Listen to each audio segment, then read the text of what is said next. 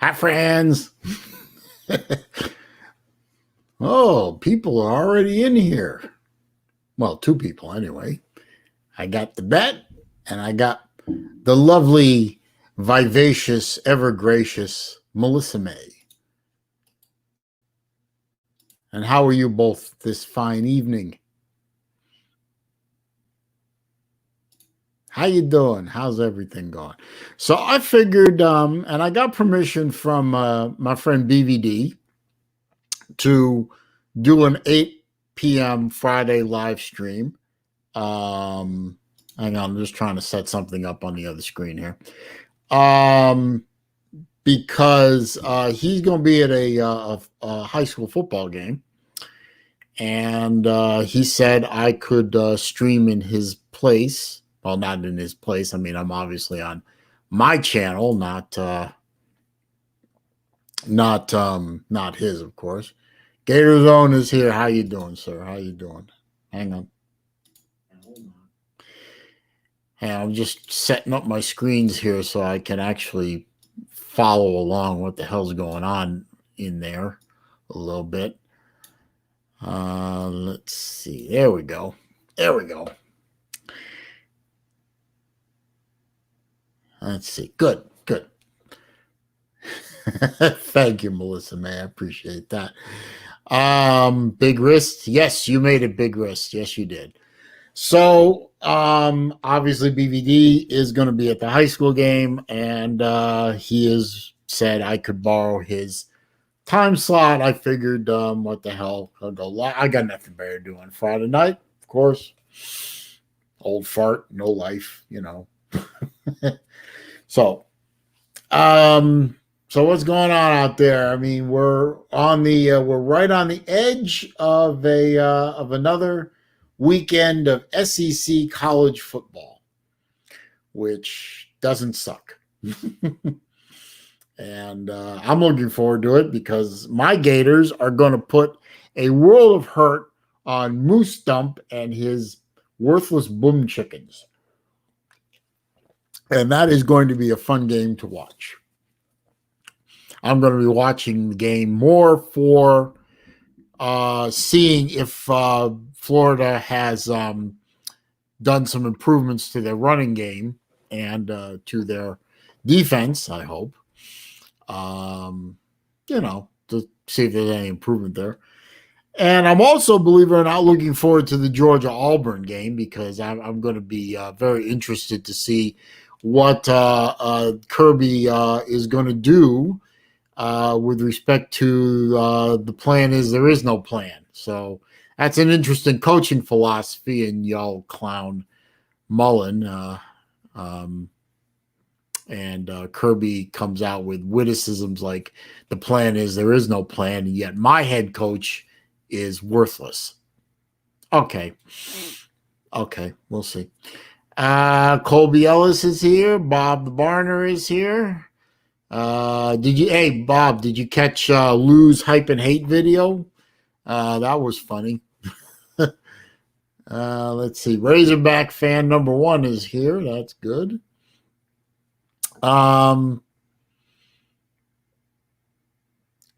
So Bob the Barner is picking the dogs to win. Okay. Why did I think, Bob, that you were an Auburn fan? I mean, couldn't have anything to do with your screen name, could it? I mean, Barner? I don't know. Call me stupid. Oh, you're a big fan of mine? Okay, I appreciate that. I do. Hopefully you're subscribed. Hopefully you're entertained by some of what I'm doing anyway.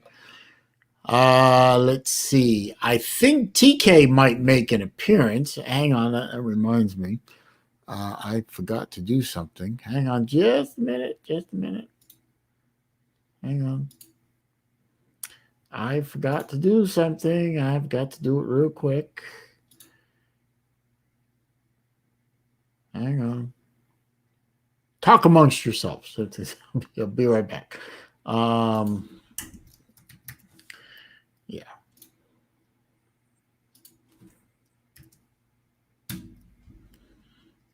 There. So we'll see if that helps her out or not. Let's see. Oh God. Oh God. Oh no. Oh no. It's Libby. Libby's here. That LC on your screen. My friend Libby from Australia, where it's probably nighttime where she is. No, it's morning. I'm sorry, it'd be morning where you are. Libby, this is going to be a college football chat, and you don't like American football, so you might be lost a little bit on this, but feel free to contribute if you wish. TikTok Chess Hall is here. Hopefully, Chess, you have gotten some sleep because you did a 12-hour stream and then did an hour and a half on Lou's channel. So you must have been worn out after all that. Let's see. Let's see. Razorback wants to know if I'm worried about the South Carolina game. No, I'm not. No, I'm not. I know all the history of the last two games. It doesn't matter. We could have been behind 100 points. The bottom line is we still won both games. I mean, it doesn't matter anything except the outcome. And the outcome was a Florida win. So I don't care how you get there as long as you get to that conclusion. Okay, so Melissa May's sister is watching and says, I'm handsome. So both Melissa May and her sister are blind. Okay. And I expect Libby to chastise you for that too, because she thinks I'm hideous looking. So what do you mean, Melissa, you can't see anyone? I haven't added anyone to the StreamYard yet. I'll do that. I will do that eventually. Watch Lounge is here. And Watch Lounge, my friend Chris there, is also, in addition to being a very good watch guy like myself, also is a Clemson fan. So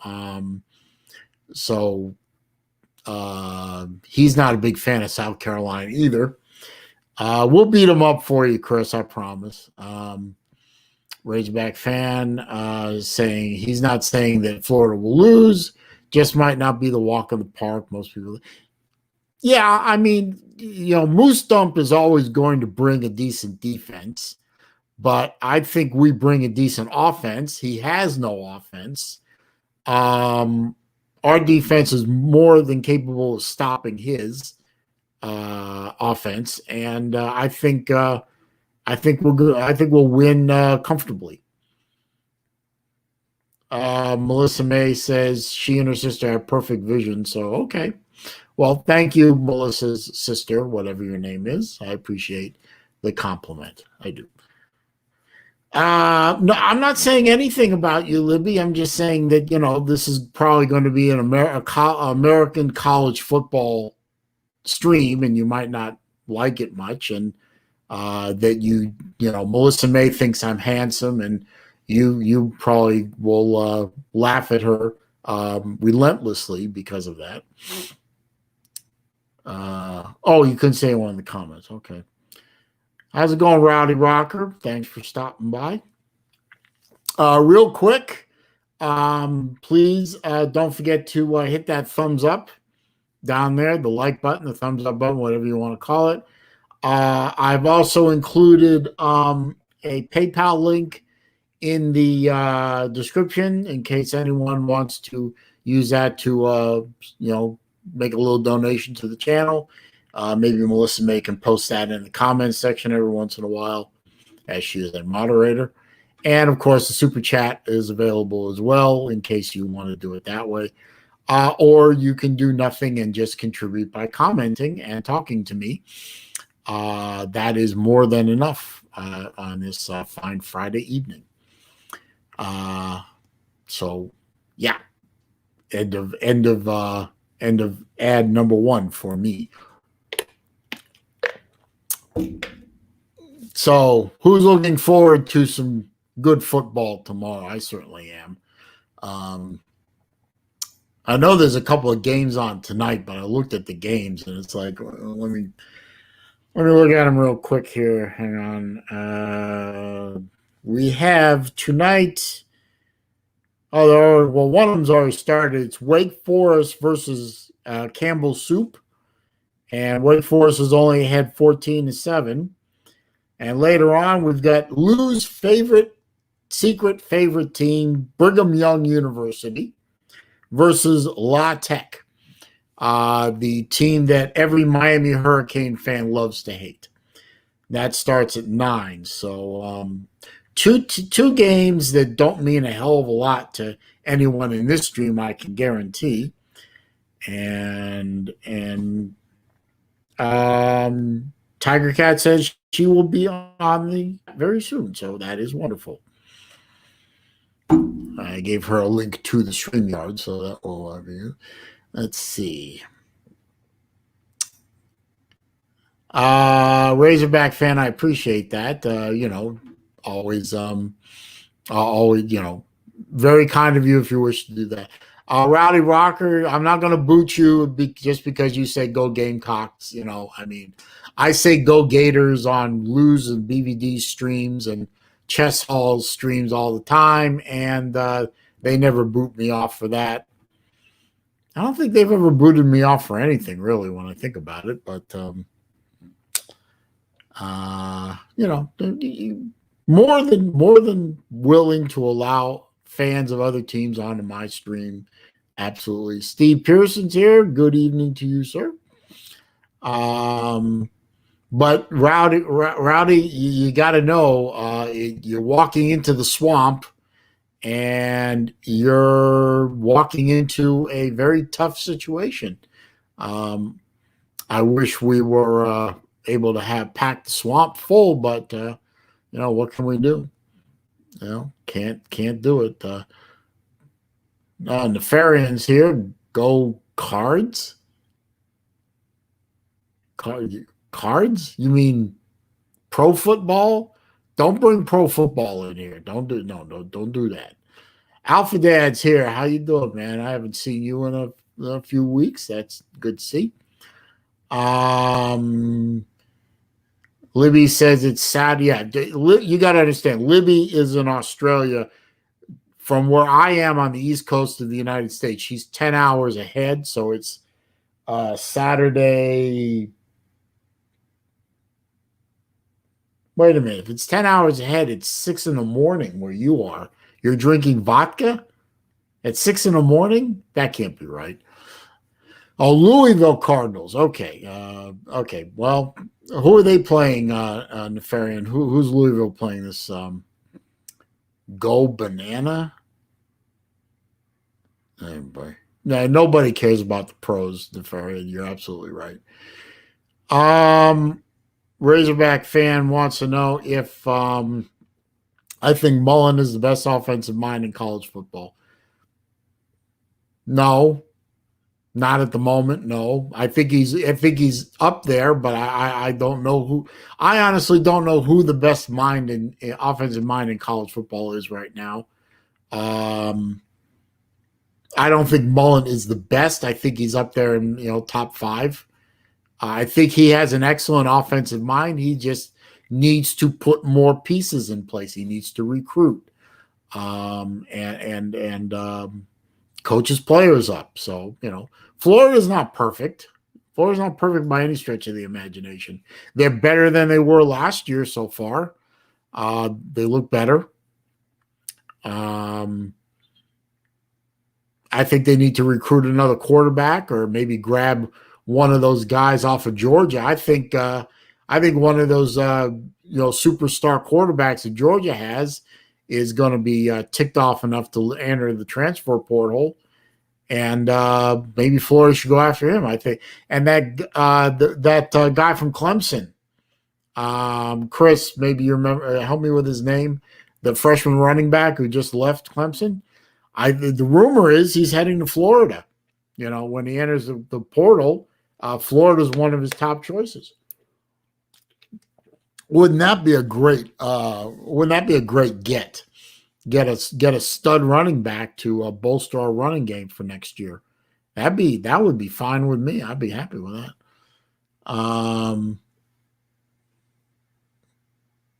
Libby, go away. It's 10:10 in the morning. Okay. So yeah, you're drinking vodka at 10 in the morning. Uh-huh. Yeah, that's so much better than 6 in the morning. Anybody else think about it? Does anybody in the comments section give me a 1 if you think about drinking vodka before in the morning, or give me a 2 if you consider that to be a little bit over the top? So I'd like to hear that. Yeah, Lincoln. A lot of people would have said Lincoln Riley, but I don't know anymore. He don't show me much. It's your day off, so it's okay to drink at 10 in the morning. Okay. Louisville is playing Georgia Tech. They'll beat Georgia Tech. That's easy enough. No, the bet's here. Good evening, sir. How are you? Let's see. Nefarian. I don't think Libby is an alcoholic, but damn, vodka at 10 in the morning. I can't wrap my head around that one. Pardon me, I burped. Judge you. Why would I bother? Grandpa, I don't have any grandchildren that I know of. Sorry.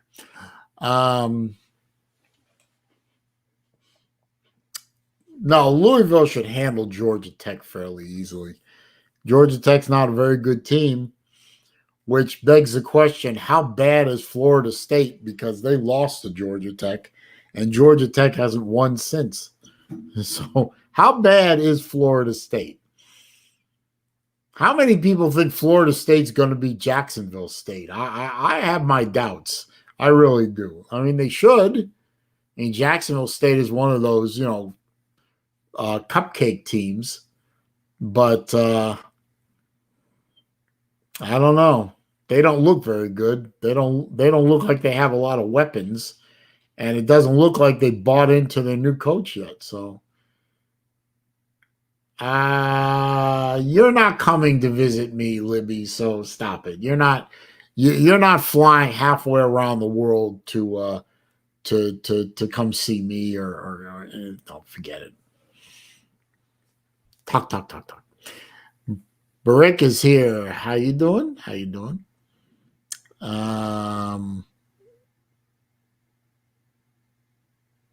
Let's see.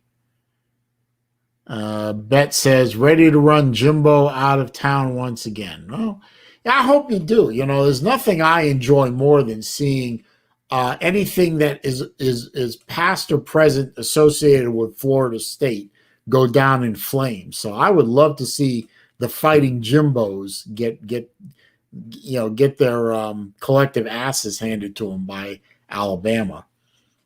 And obviously it's going to happen because Texas A&M doesn't have the horsepower to run with Alabama. So, and being in Tuscaloosa, A&M got no chance, none.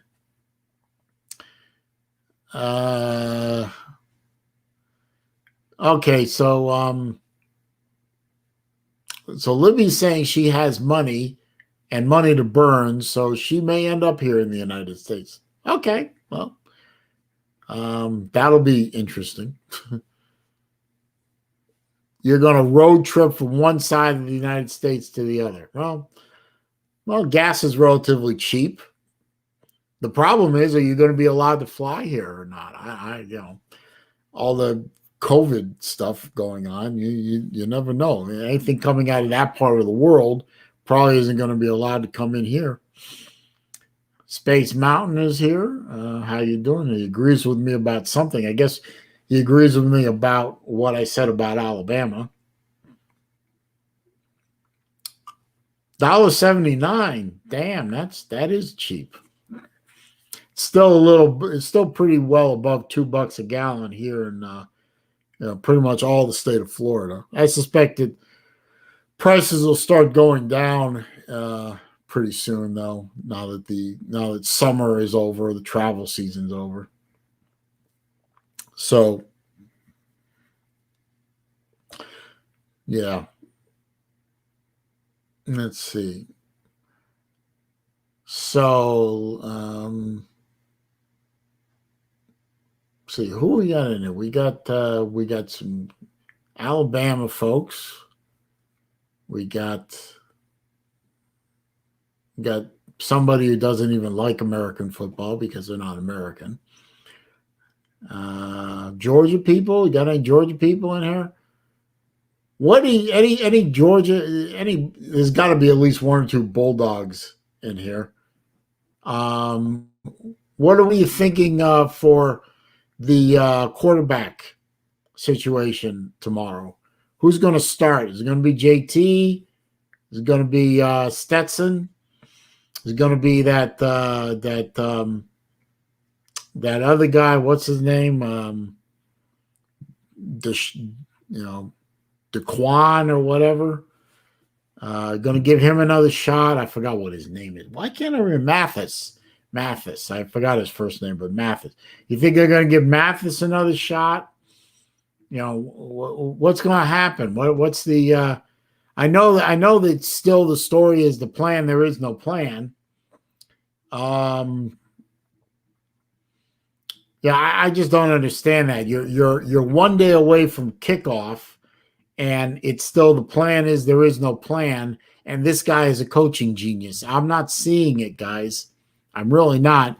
And yet you guys constantly clown my head coach. I don't get it. I really don't get it.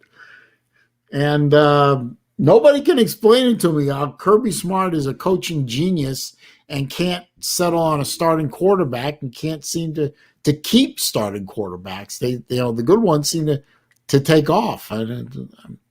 I'm mystified. And whenever I ask the question, they always fall back. The answer is always the fallback position of, Mullen has been a head coach in the SEC for 11 years and hasn't won anything yet. And, Kirby has and Mullen hasn't. Okay, well, them's the facts, but still, 7 of those 11 years, Mullen was coaching at Mississippi State. God couldn't win at Mississippi State with Jesus Christ as his quarterback. He's looking up at 3 other programs. Nobody could win at Mississippi State. Bigfoot sure as hell isn't going to win at Mississippi State. So I throw that troll out just on that fact alone. There's no way anyone can win a division at Mississippi State. Now, he hasn't won a division in Florida yet. That doesn't make him a bad coach. That makes him a coach with not enough tools in the tool shed. But nobody listens to that because it's not what they want to hear. It doesn't fit the narrative of Dan Mullen is a bad coach and can't recruit and is not an offensive genius and blah, blah, blah, blah, blah.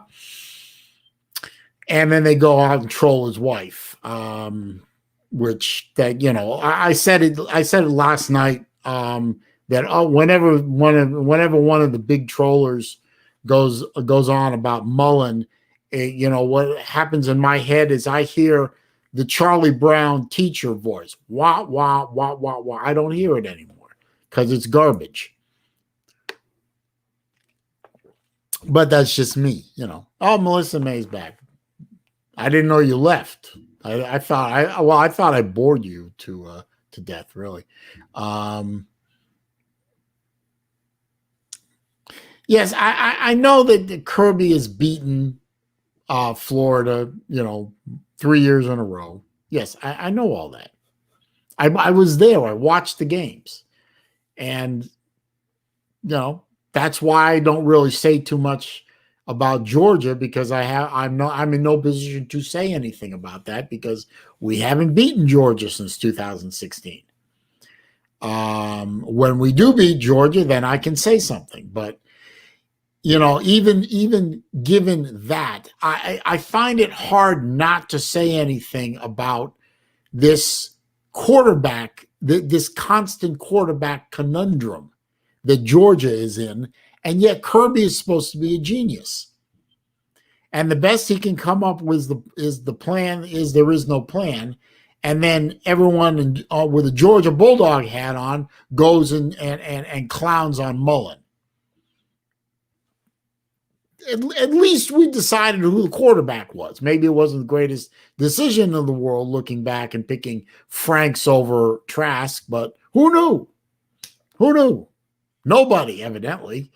So it's not to say that we're perfect, but, at least Mullen didn't come out with the plan is there is no plan gem of a plan, but yet Mullen is not as good as Kirby.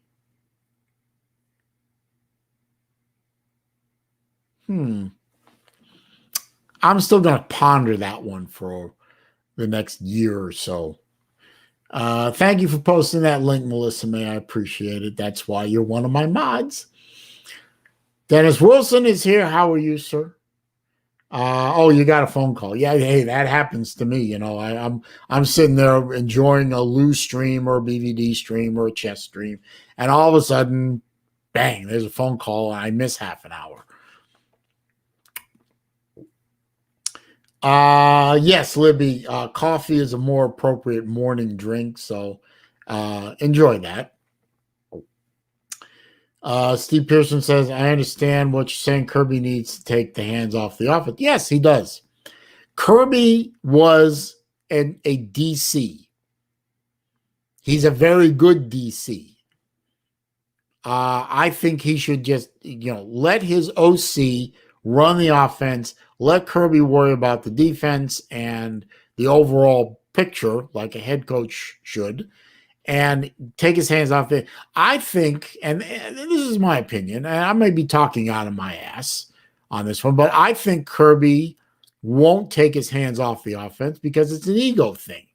He wants to prove that he can do it. And that's why he doesn't take his hands off the offense. I might be wrong.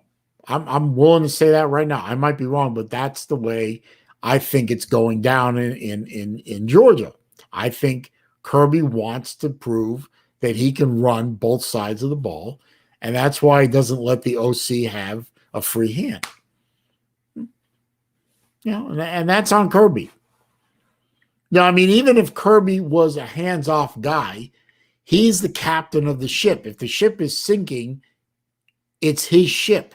It's his fault. He's the one that first and foremost has to answer for it. So even if he had a complete hands-off on the offense, I don't think some folks would give him a pass anyway. Still, Georgia's a fantastic team. They are the class of the Eastern Division until somebody knocks them off. I'm willing to say, I'm man enough to say that Florida is not the class of the Eastern Division until they beat Georgia. So, Florida's target is beat Georgia. Win the Eastern Division, beat Georgia. Then we can talk about other things. But right now, we are looking up at Georgia, and we have been for the past 3 years. And they are that damn good, and they prove it every week they take the field. So I got to salute Georgia. They may have their problems, but they're getting it done somehow. So can't really clown them so much. I mean, I can clown the fact that they're making the fan base crazy, but still they're winning. The ball, the wheels keep turning. They keep winning. So until somebody knocks them off, that's the way it is. Lexter Dexter is here. That's good. That's good. Rick says Gatorade in the AM. I like Gatorade. And believe it or not, I'm old school. My favorite flavor of Gatorade has always been the green one. I find I like that one. Even they've got like what 50,000 different flavors now. I still go back to the green one. Oh, right back at you, Elsie. What webcam am I using? I am actually using the camera that's built into my iMac. Right there. Works fine. I mean, it's a HD camera. And I think I'm going out over the interwebs in HD. So yeah, I'm using the HD camera. I was using the built-in microphone, but I picked this guy up for like $50 off of Amazon a couple months ago. I mean, for the microphone, cable, and the boom, not a bad deal. And everyone says it sounds 1,000% better. So good investment. Really helped with my live streaming. Let's see.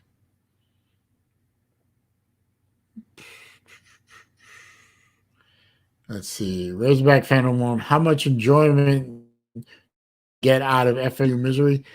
I get. Oh, hey Slim, how you doing? Appreciate you stopping by. Of course, of course. How much enjoyment do I get out of FSU misery? You have no idea, sir. I get more enjoyment out of seeing FSU and its fan base in utter misery than I do opening up a new watch that I just bought. I get more enjoyment out of FSU's misery than I do just about any activity I can think of, physical or mental. I wish it could be like this for the rest of my life. 30 years, I hope. I want FSU to be buried so far down in college football that they aren't even talked about anymore. That's how much. You see, Lou, anyone who watches Uncle Lou, and I think Melissa May can back me up on this one because she's watched as much as I have. We know that Lou lives in Augusta, Georgia, which is right on the border with South Carolina. And he's told the story over and over again about how he grew up with Georgia fans and having to put up with South Carolina fans because South Carolina is like right across the street or something like that. And he actually has said on multiple occasions, he hates South Carolina more than Auburn or Florida or Tennessee or Alabama or anyone else in the SEC. South Carolina is his number one hate. I have the same thing with Florida State. Now, I'm not a big fan of the University of Miami, but I literally only know in my personal life, I only know one Miami graduate. I mean, if you count Slim Shady Canes and Pinecone, but I don't know them personally. I only know one graduate of the University of Miami, and she happens to be my family attorney. And she's a lovely, lovely lady, smart as a whip. But she's the only Hurricane alum I know. But I know tons of Florida stuff. Half my class in high school, class of 1983, are Florida State alum. I'm surrounded by Florida State alum. I'm also surrounded by University of Florida alum. So I have Florida State alumni all around me, and I hear from them all the time during the year when Florida State beats Florida. Now, of course, when Florida beats Florida State, I give it right back to them. But I have the same situation here that Lou has there. Same thing. You know, two fan bases in close proximity to each other, you're going to develop a special level of hatred for that school and that fan base. So whenever Florida State it suffers, it makes me extremely happy. I don't know if that makes me a bad person or, you know, I'm a horrible human being and I'm going to burn in hell, but so be it. When Florida State lost to Georgia Tech, I couldn't stop laughing. And then they turn around last week and get destroyed by the Miami Hurricanes, who I don't like either.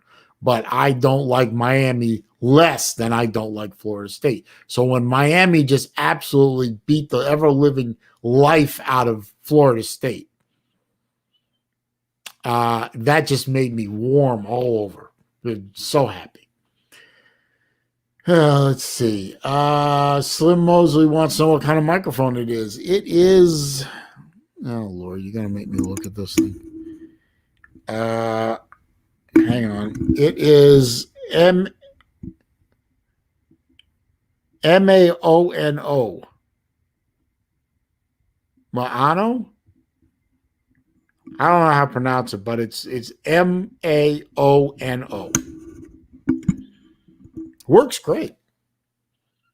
And it just plugs right into the USB port on the back of my iMac, and the iMac saw it immediately. There was literally no setup involved. Let's see. Yeah, well, okay. Slim says Florida is his most hated team. I understand that, but maybe you don't live in close proximity to another fan base. And of course, Florida's your biggest division rival right now, so that makes sense. Lexter says he's watching me on a 50-inch HD TV via HD Apple TV, not that sharp. Oh, I'm sorry. Oh, maybe it's the camera setting. I don't know. Hang on. I'll check my camera setting. No, camera. Hang on. Oh, well, it says I'm only broadcasting in high def 720p. That's the highest I can go. So StreamYard's only allowing 720p. So I would need to buy a better camera, which I could consider doing, but right now I like the setup the way it is. So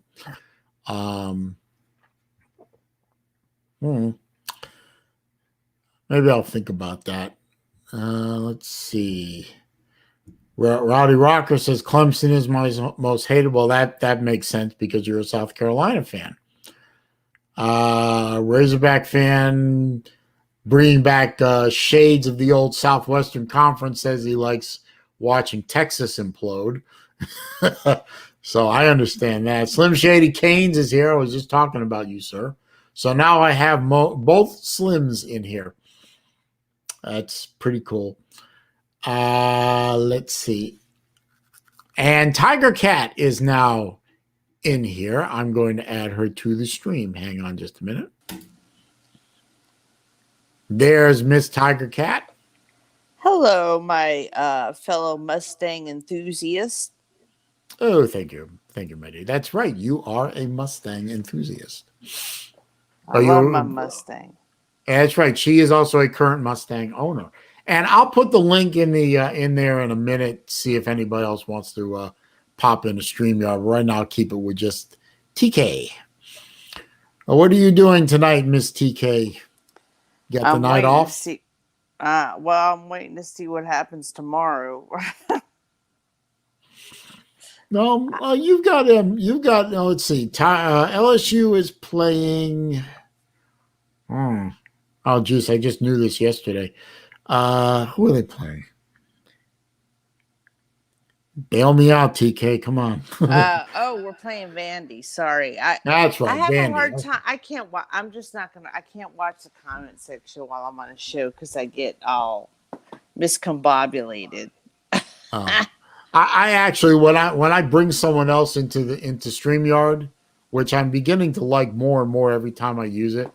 When I bring someone else into StreamYard, I actually stop watching the comment section for the most part, unless I see my name highlighted in red out of the corner of my eye,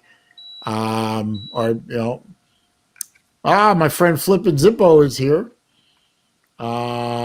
He is a watch guy, so everybody be nice to him. And Watch Lounge is also a watch guy. So this is mostly going to be college football, Flippin' and Chris. So I hope you can.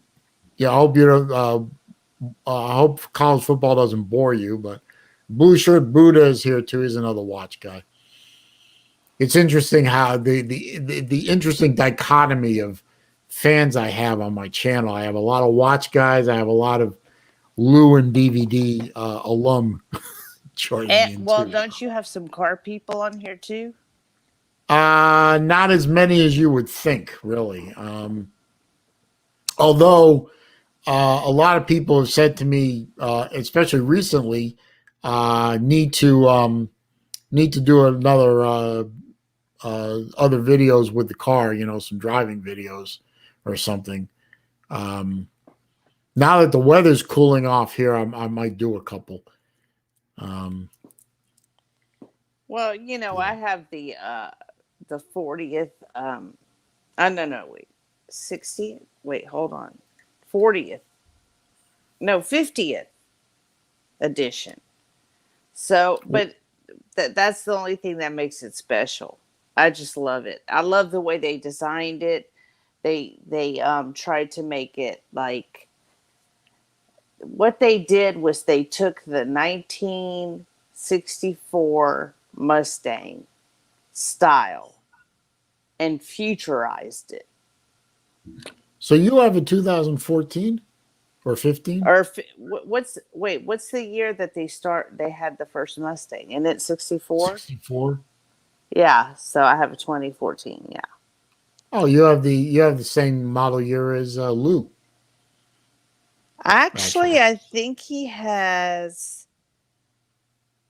a 15 if I'm not mistaken, but you'd have to ask him. I thought he said 14, but well, he might. I think he might. He might, but I couldn't remember if he had this. Because I thought he had the same year as I did, but then on another stream I saw him saying like a year later or something like that. So it's a good looking car. Yeah, I love the design now. I tell you, when the current one came out, I think it was 14 when the current body came out. The first time I saw one, I thought to myself, it looks a little too European for me, because it was built with the idea that it would be sold there too. And I thought it looked a little too soft and Euro. Didn't look like a Mustang anymore. It didn't look all muscular and V8-ish. Well, the front looks more muscular. Yeah, they modified it. They tweaked it, and they've also fattened up the fenders a bit, so it looks more purposeful. Oh, go ahead.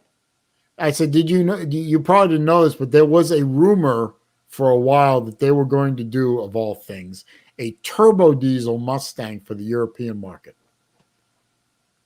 So something completely different for the European market that they won't do here. Right, because diesels are very, very popular in Europe because of the economy, and they get tax breaks on diesel fuel. But they were going to do a turbo diesel Mustang, but they were only going to sell it in Europe. And I thought to myself, you're going to move to Europe? No. I thought a diesel Mustang is, to me, that's an obscenity. But different market, different needs. Yeah. They even make right-hand drive Mustangs now for the UK and Aussie markets who drive on the wrong side of the road. Yes, I said it, Libby. You drive on the wrong side of the freaking road. I don't know how. I guess if you moved there, you'd get used to it, but I would always feel like I'm going to just go head on with somebody, Well, yeah, I used to read when I was in my youth. I used to read Car and Driver religiously, and one of the authors, one of the writers, came up with when an American goes to Europe, he should drive to England. He should drive with and he called it driving like a rich Democrat. Keep left, look right. Keep left, look right. That's what he said. And he said if an American driver repeats that in his head constantly while he's driving in England, he won't crash. But I actually put that to the test very briefly because I honeymooned in Jamaica, which used to be an English colony way back, and they drive on the wrong side of the road. So I actually rented a car from the Sandals resort that we were at. We were going to drive to another resort, and I got about I don't even want to say a half mile down the road, and I thought I was going to die. And I literally pulled the car off on the side of the road. Actually, it was a little Jeep kind of thing. I pulled it off on the side of the road. Told my new bride, I said, "Get out." We walked half a mile back to the resort. I handed the keys to the consigliere and said, "Forget it. You can go get it. It's half a mile up the road that way." And I'm not driving in this crazy ass country of yours ever again. Not only is it the wrong side of the road, but in Jamaica they drive like they're insane. They don't know anything about the 2-second rule or none of that. I mean, they are like right on your bumper constantly. And if you're going too slow, they'll nudge you. They'll And nudge you? yeah, they'll give you a little tap. Oh. What the old NASCAR guys used to call the chrome horn. I don't nudge people. No, well, it's illegal here, but Yeah, well, evidently in yeah. Jamaica it's okay. I wouldn't want to mess up my car, Now even let's if it, see. you know what I mean. Yeah, Jamie Oldman's here. He says, "What are you gonna do when everything turns electric?" I'm going to continue to drive my Saleen until they stop selling gas, Well, and then I'll start drinking and pissing the tank. um, I had to look at the comments.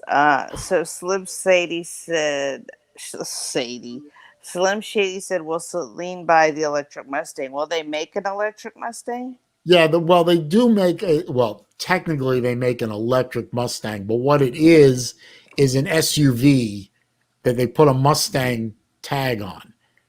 That's like calling a cubic zirconia stone a diamond.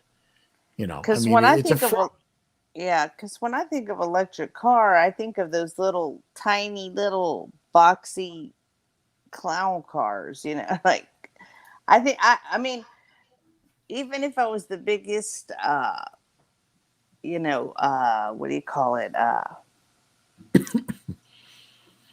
I lost my track of thought.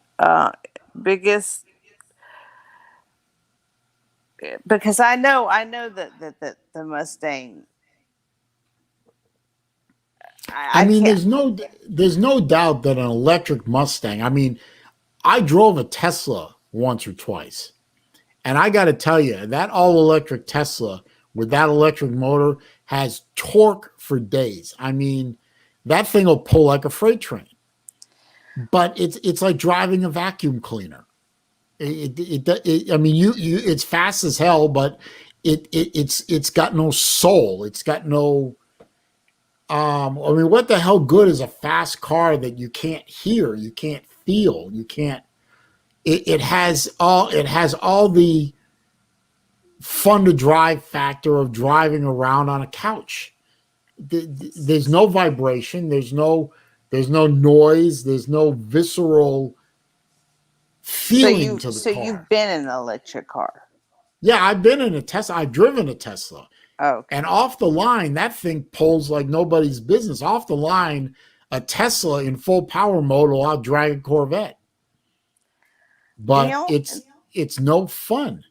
if they make pretty cars that are electric, that would be fine. Well, obviously, apparently they do. I didn't know that, but the Well, thing name one. that well, I mean, well, people. I mean, like that aren't small, like that looks just look like regular cars. But I would hate to have to plug it in every night. You see, that's the other thing about electric cars. I love I love how people with these electric cars have this holier than thou attitude about they're saving the planet and all that, all that mush. So okay, let's unpack that a little bit real quick for the peanut gallery. First of all, an electric car, where does the electricity come from? Oh, it comes from the wall. No, it comes from a power plant burning fossil fuels, either natural gas or coal or oil or, God forbid, nuclear. So the power coming out of the wall or the power coming from that free charger station at the mall or whatever comes from the electric grid, which is powered by fossil fuels. So you're not saving the planet from burning of fossil fuels. You goof you. And don't even research the production of the batteries, which are mostly at this stage of technology have nickel in them. If anyone cares to bother to look up how a nickel metal hydride or nickel cadmium battery is produced, with the strip mining of the nickel, the shipment of the nickel to be refined, and the pollution of the refining process, then the production of the battery itself, which is not exactly the cleanest process in the world. Plus, it's still a car, so it has coolant for the battery, lubricants for all the moving parts, rubber tires, refrigerant for the air conditioning system, then the disposal of the batteries when they finally wear out, the metal of the body panels, the plastics, the aluminum, or in the case of Libby, aluminium. There. That's a sop to you, Libby, because I know over there that you pronounce it aluminium. I love Libby, but I love giving her shit too. Electric cars are less environmentally friendly than a Humvee. Look it up. I'm not speaking out of my ass. I know what I'm talking about. Electric cars are not green. And then if they're a hybrid, like a Prius or a Volt or a Bolt or whatever the hell they're called, they have a gas engine in them. Well, it's a gas engine. What do you think powers a gas engine? Unicorn tears? I'll get off my soapbox now. Electric cars are about as environmentally friendly as a regular car. And if you try and point that out to one of these greeny enviro Nazis, they lose their friggin' minds. But they just start calling me names. They can't refute anything, so they just call me names. I don't know, but I mean, yeah, I've never really researched all that. I just know that, like, when they first started coming out and they were all small and ugly looking, didn't even Like look like they have a Honda. trunk. What was it? Remember the Honda EV1 back in the 90s? I don't know. It's like when they first started coming out, like they were so small and ugly. They look like eggs. Yeah. And then they look like an egg with wheels. But I was like, oh, I'd hate to have to plug that thing in every day. You know what alternative fuel does or should show a hell of a lot more promise than electric is hydrogen. I mean, hydrogen fuel is as efficient or more. It can be more efficient than a gas engine. And hydrogen is the most common element in the universe. So why don't you do it? Infrastructure. And the one problem with hydrogen is in order to get the same amount of energy for however you measure hydrogen in pounds, I think, versus gallons of gas, the hydrogen tank in the car would be pretty large. It would take up a good chunk of trunk space, for example. And then there's the whole Hindenburg thing. And Jamie brings up a good point. He says you can't stay on fossil fuels. That's true. We probably can't stay on fossil fuels forever, but you know what? There's nothing out there right now that can produce the amount of you can't, for example, fly a jet airliner on batteries. You can't move a 1,000-foot, 100,000-ton cargo ship from one end of the Pacific to the other on battery or wind or solar. It needs to run on oil or diesel. Jet planes run on jet fuel. They can't run on solar. So we may not be able to stay on fossil fuels forever, but right now there's nothing out there, certainly not in my lifetime, that's going to touch it. Because I'm Maybe. leaving on a jet plane. There you go. There you go. I hear an echo. You do? Yeah. Not anymore. Oh. Okay. I'm gonna drop the StreamYard link, see if anybody else wants to pipe in real quick. I'm only gonna take like one or two at a time. I'm gonna leave TK in here because TK adds an air of class to the stream. Oh, thank you. But I'm gonna see if anybody else wants to pop in, and just click that link, and you'll be backstage, and I can see you. Libby, especially if you want to pop in, love you. Melissa May, although she never pops into these things. Jamie, Bob the Barner. Hi, Slim Barty. Shady, Slim Mosley, Slim Shady, anybody, Gator Zone, Flippin' Zippo, anybody wants to jump in. More the merrier. We're just having fun here. We're talking electric cars and the folly that is them. We can steer back to college football. We can even talk watches if you want, although I don't think anybody wants to. So Jamie, TK said, Jamie said, TK, you go to the gas station, laugh out loud. Well, that's where I go to get the gas to fuel my car. I'm not sure what he means by that. Here comes Mr. SSC. It's the slimmest of the shady of the caves. What up, Slim Shady? Oh, parked on I-22. Why are you parked on I-22? You're not supposed to park on an interstate. Well, they've turned it into a parking lot. Somebody do something bad? From what I hear, yes, but I haven't gotten to it. That's a good question. I keep forgetting to ask you. Does anybody use CB radios anymore? Nowhere near as many as should. Because I remember back in the 70s when I was a Ute, and you actually had to have a license technically to use a CB radio. Remember those days? They were the rage. I mean, everybody wanted a CB in their car. Everyone wanted a CB in their house. I bought one of those CB capable walkie-talkies from Radio Shack way back when. You actually had to plug the crystals into the radio to get it to work. I've seen those kind of radios. I've never used one. I think I'm older than you. Didn't Radio Shack shut down? I believe so. They did, but I heard that a few of them have re-popped up here and there. I don't think they have in my town, but I heard that Radio Shack is trying to come back again.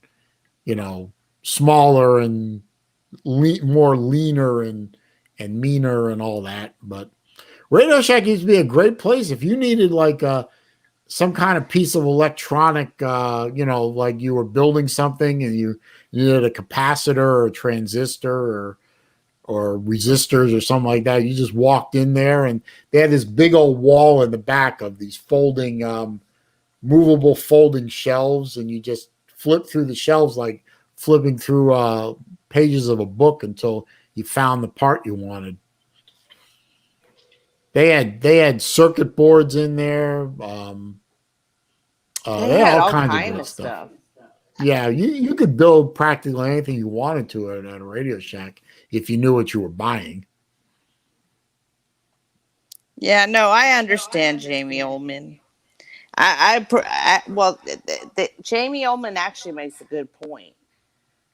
Because I hate to go and run errands and do shit and go to the gas station and touch a nozzle that a million other people have.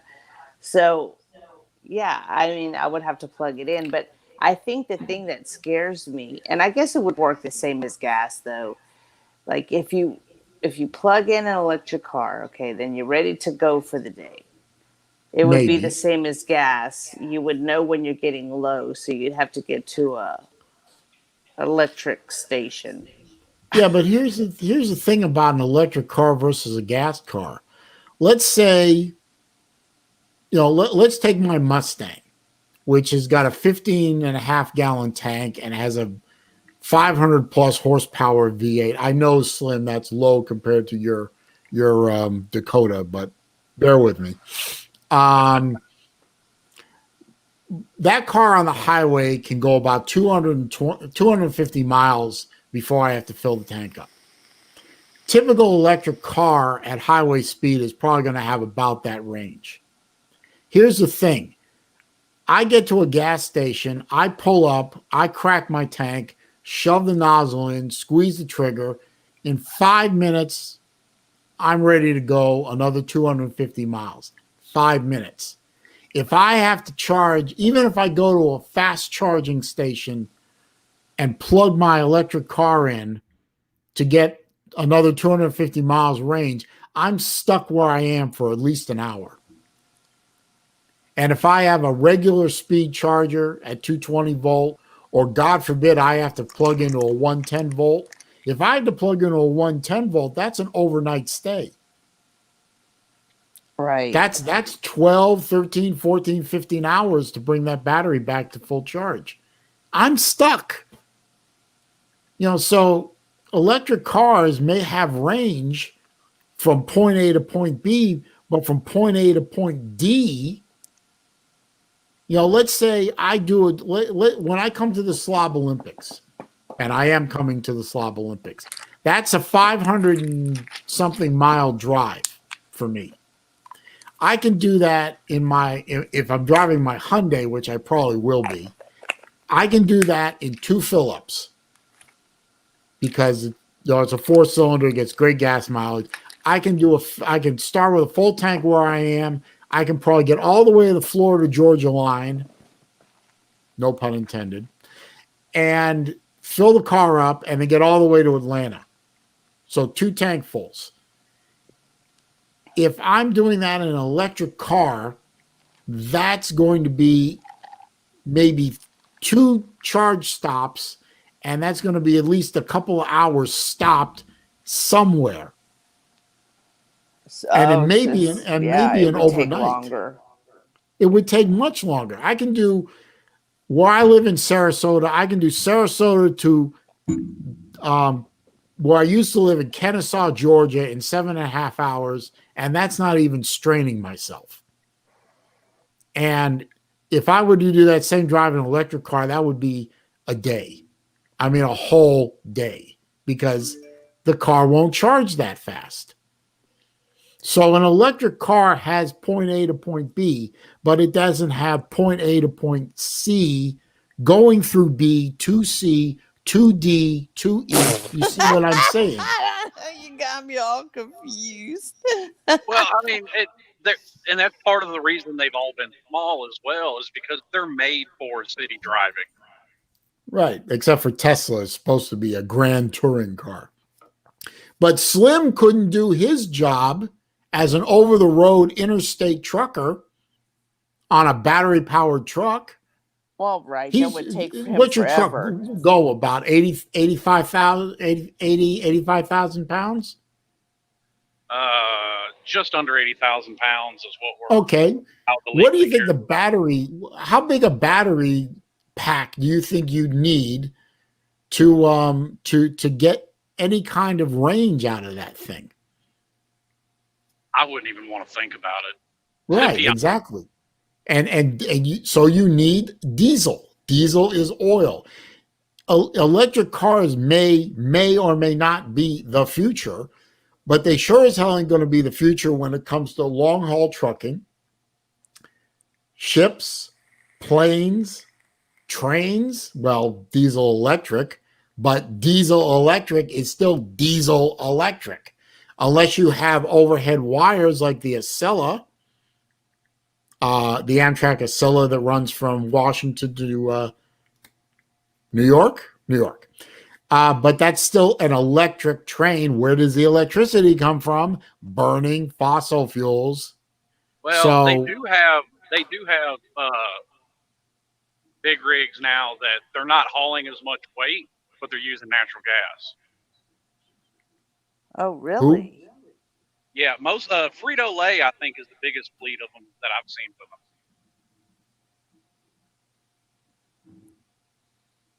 them.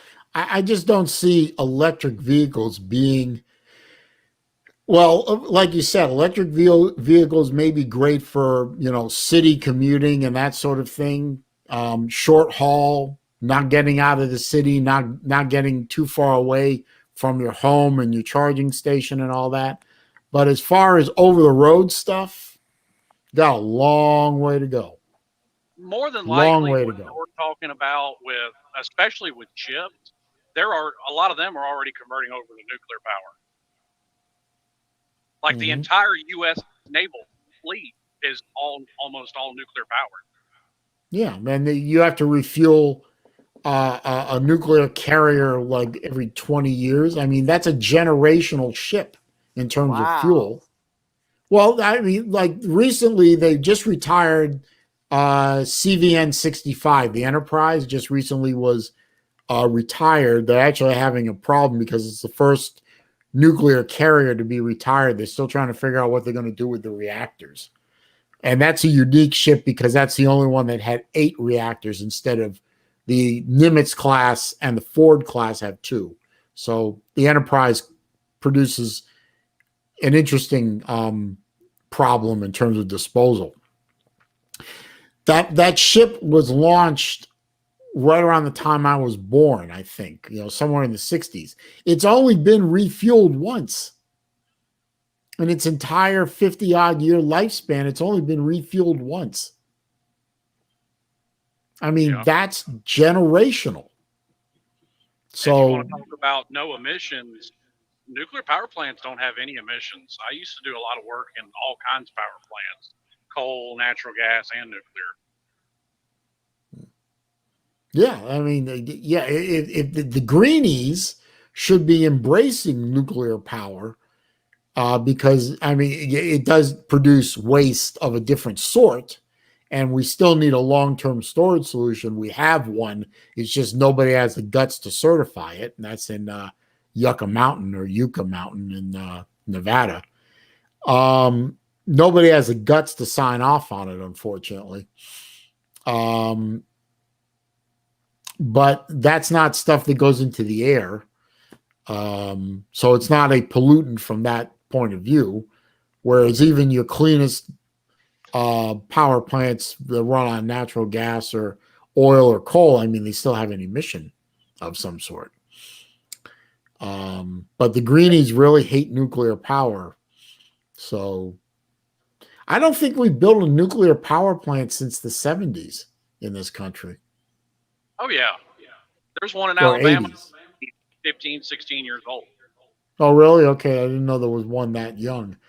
But, I mean, still, even the newest nuclear power plant is 15 years old. And how far is technology advanced in those 15 or 16 years? Quite a bit. Yeah, but the plant technology hasn't evolved. It's still using technology from way back when. So, Jesse J just popped in. I'm gonna drop the link again, see if Jesse J wants to come in. I mean, I get there. hesitation to it. Because I mean, people worry about stuff like Fukushima happening. Yeah, yeah, I understand the hesitation too, but if you want a zero emissions power plant option, that's it. Until we perfect fusion, which maybe in my lifetime, maybe in TK's younger than me, so maybe in her lifetime.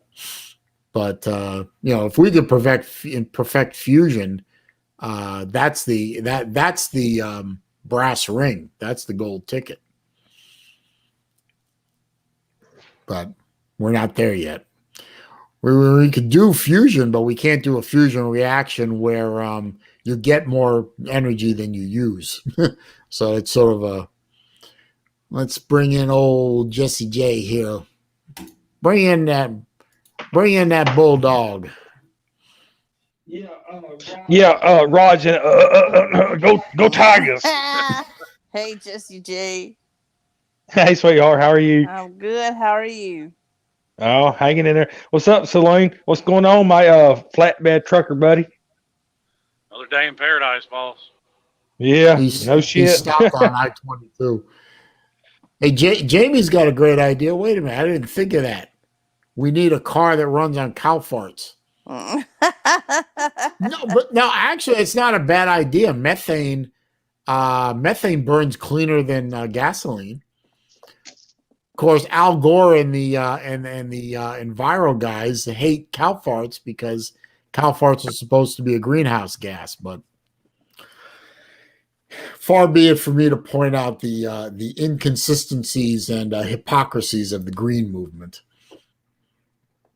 My dog farts like a human. He does. That's not good. Well, the way things are going now, I mean, hell, you'll never know. It's insane, y'all. Sometimes. So real. Wait a minute. Let me do something real quick before we go off onto that. I just want to ask everyone while they're in here, definitely please click the thumbs up for me. That does help my channel out a little bit. In the description, and I think Melissa May has posted the link a couple of times. If she could do it again, that would be great. I have my PayPal link in case somebody wants to support the channel. Obviously, don't have to, but if you feel the desire to do so, super chats available as well. End of advertisement. Carry on.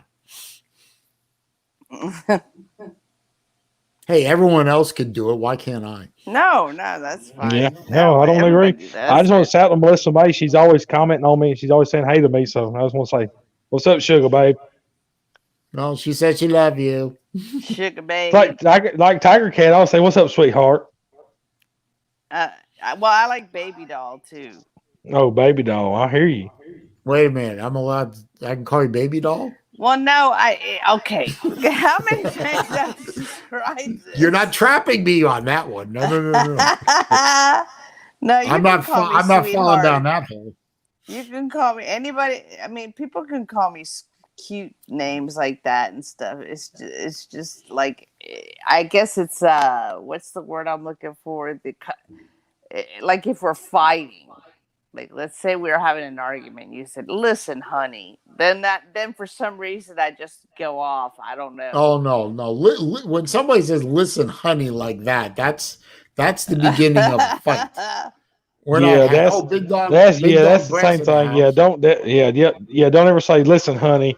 See, like like I told you, me and my wife been together 21 years. I say, "Hey, kiddo," or "Hey, beautiful." She's like, "Okay, let's talk." But if once I say, "Listen here, honey," she's like the same thing because she calls me my last name. If she wants to bitch and grab me, she says, "Jones, get your ass in the house," and I'm like, "Yes, ma'am." I remember when I was married, my wife's name was Kim, and I thought it was short for Kimberly, and I was wrong. I called her Kimberly once, and she said, "And that's not right. It's not Kim. It's not Kimberly. It was never Kimberly." And she showed me her birth certificate. It said Kim on it. But my pet name for her became Kimber. She said, "Yeah, I like that. You can use that." So I always used to call her Kimber. Well, my wife's a third Whatever. degree black belt, so I'll call her whatever she wants to be called. Well, no, I've heard of people named Kimber. I heard Like that's their actual name. that. Third degree black belt, y'all. I don't know if And there was a and when I was living in Atlanta at the time, on one of the AM radio stations during drive time, there was a radio jock named Kim Peterson, and he called himself the Kimmer. So I also called her Kimmer for a while there, and then one day we were in the car together, and she heard him calling himself the Kimmer, and she looked at me and says, "Is that where you got that name?" I looked at her and I said, "Yeah." And she said, "You can't call me that anymore." Yes, dear. Yes, dear. Whatever you say. Wait a minute. Somebody did something. I got. Well, the reason I called TK Sweethearts because I'll have to get another photo on my phone, and I will actually load it up. My wife literally looks just like her. Who? Oh, really? Like literally, she is a spitting. But she has, like night bud, and she literally has like Georgia decals on her face, and I mean she literally looks just like her. But my wife ain't but like 5 foot tall and about 160 pounds though. But she is a fucking, don't mess with her. She'll fuck you up, man.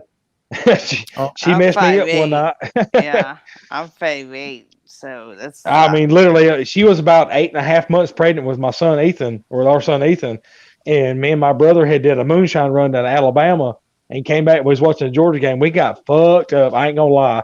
And we drank all the moonshine, all the beer, and we was getting ready to go to the store. She says, "What are you doing?" I said, "I'm going to the damn store." I woke up the next morning, and my dad says, "What happened to you?" I said, "What do you mean?" He said, "You got the shit beat out of you." I said, "Huh?" I got up and I looked in the damn mirror. I had 2 damn black eyes. My damn face was blue. My ears, I got the shit beat out of me. She beat the brake shoes off me that night. And I don't even remember it. It's probably better that way. I mean, and I got next morning, was eating breakfast. She's coming here. She says, "You all right?" And I said, "What do you mean?" She says, "Yeah, you mouthed off at me telling you, shut the fuck up. I'm going to get some more beer." And I was like, "I don't remember nothing." She says, "Look in the mirror." And I looked in the mirror and I was like, "What the hell happened?" She says, "I beat the shit out of you last night." That's the last time I ever mouthed off to that woman. Hey, and that was almost 10 years ago. Real quick, I'm not going to say the name because I don't want to give out the first last name. Initials JB. I think I know who that is in the chat, but I'm not sure. Send me a PayPal. He said 19-0, Saleen, go Gators. Going to feel good to hang 50 on old Must Stump 2. So, hell yeah. I want to see the Gators hang 50 on Moose Stump. I can't wait. Oh, that's Gator zoned. Sorry. Well, I didn't want to say your actual name. I didn't think you'd want me to do that. But okay, thank you, sir. Appreciate the PayPal. Thanks for supporting the channel. You're good people. I appreciate it. Thank you. Continue, please. So Jesse J got beat up by his wife. No, like I said, every time I see her picture, like literally, I like look at her and go, I mean, she is a spitting ass image of my. I mean, literally, she is a spitting ass image of my wife. I mean, like, she's fiery like her. She talks shit like you. Oh yeah, she's a spitting ass image of my wife. Oh yeah, I mean, she don't take no shit, man. I mean, she's the only favors her, and I'm telling you, man. I'm 6'1", 300 pounds, and I come home and she's mad. I literally get in my truck and say, I'll just go to my mama's. I'll see you in a little bit. But see, the funny thing is, really, I'm sweet as pie. See, my wife's that way. She is the most sweetest, gentlest person you'll ever meet in your entire life. Like, I mean, look. My wife is a humble person. But see, if like, you let you fuck her over or you piss her off, oh my God. You want to see a funny picture? That is my now ex-wife. That was our third date. That was 1992. Put it on the big screen. I can't. Oh, wait. Maybe I can. Yeah. Wait a minute. Sorry. I'm still a little new to the StreamYard thing. Friday's coming in here or whatever, showing pictures of one another. I love to show y'all some of my damn pictures of me and my wife when we was in high school. Anyway, Wow. yes, at one time I had black hair. But she Ain't look at you, man. She was a beauty. Balling, man. Yeah. One time anyway. One time in my life I was balling. Oh, I know. Trust me. I look at me and my wife's high school pictures when we was together when I was playing football and she was in the band. I'm like, what in the hell? I look at us now and I said, damn, we're just an old couple with 2 kids. Well, you're not that old. Pseudoscientists came I'm in. 39. I turned 39 2 weeks ago. Yeah. Melissa May says she's 5 foot something. 5'0". Melissa May's a tiny thing. I did not know that. Yeah, Yeah, see, my my- mom. I think my mom's 5'2". She's real short, but my dad's tall. My dad's tall, and that's where I got my height. My sister's tall too, so we got our height from our dad. So I'm trying to figure out how I'm 6 foot tall. My now ex-wife is 5'6", but our firstborn daughter, I have 2 daughters. The firstborn is topped out at 5'3" and weighs 95 pounds soaking wet. It's the tiniest little waif of a thing, and I don't know where that came from. And then my other daughter, my younger one, she looks older than my older daughter. She's about 5'5", and she's more normal height looking. But I don't know what went on with my little Erin, but she's just the tiniest little thing.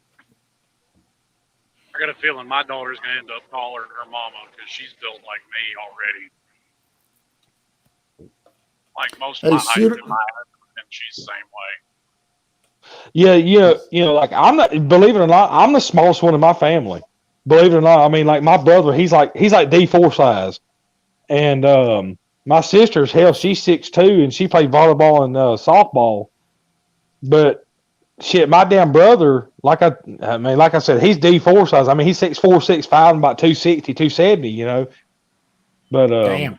I mean, literally, I'm literally the smallest one in my family. Like when I go to a family reunion, you know, like I said, I'm 6'1", about 290, about 295. And when I go to these family reunions, I'm always looking up at people. And I'm like, Jesus Christ, I'm the smallest one in this family. It's fucking weird, man. Like, but when I go to my wife's family reunions, we have a cookout or whatever. They're all Oompa Loompas, man. Literally, they're not more than 5 feet, 5'1". It's horrible. Like every fucking one of them are just the shortest people I've ever seen in my life. Men too. The men too. Oh yeah, they're all that way. Hell, my wife's daddy ain't but 5'2". Yeah, I think that's how tall my mom is. I mean, they're all fucking short. I mean, it's the weirdest thing I've ever seen in my entire life. I think it was like it was last year around summertime. We had to go to a family reunion up in well, I don't say up, but yeah, it's in Griffin, Georgia, about like an hour and a half from here. And I got there and we was unloading the van or whatever, getting food out or whatever. And I got out and I was like looking over everybody and I was like, Crystal, I was like, and, you know, it's like the second time I've met these people. I was like, is there nobody over here 5 foot tall? She says, no, there's not. It was the weirdest fucking thing I've ever experienced in my entire life. Literally, everybody kept asking me, hey, can you grab this? Hey, can you grab this? Hey, can you reach over? I was like, I felt so fucking weird. Like, and then when I would like talk to some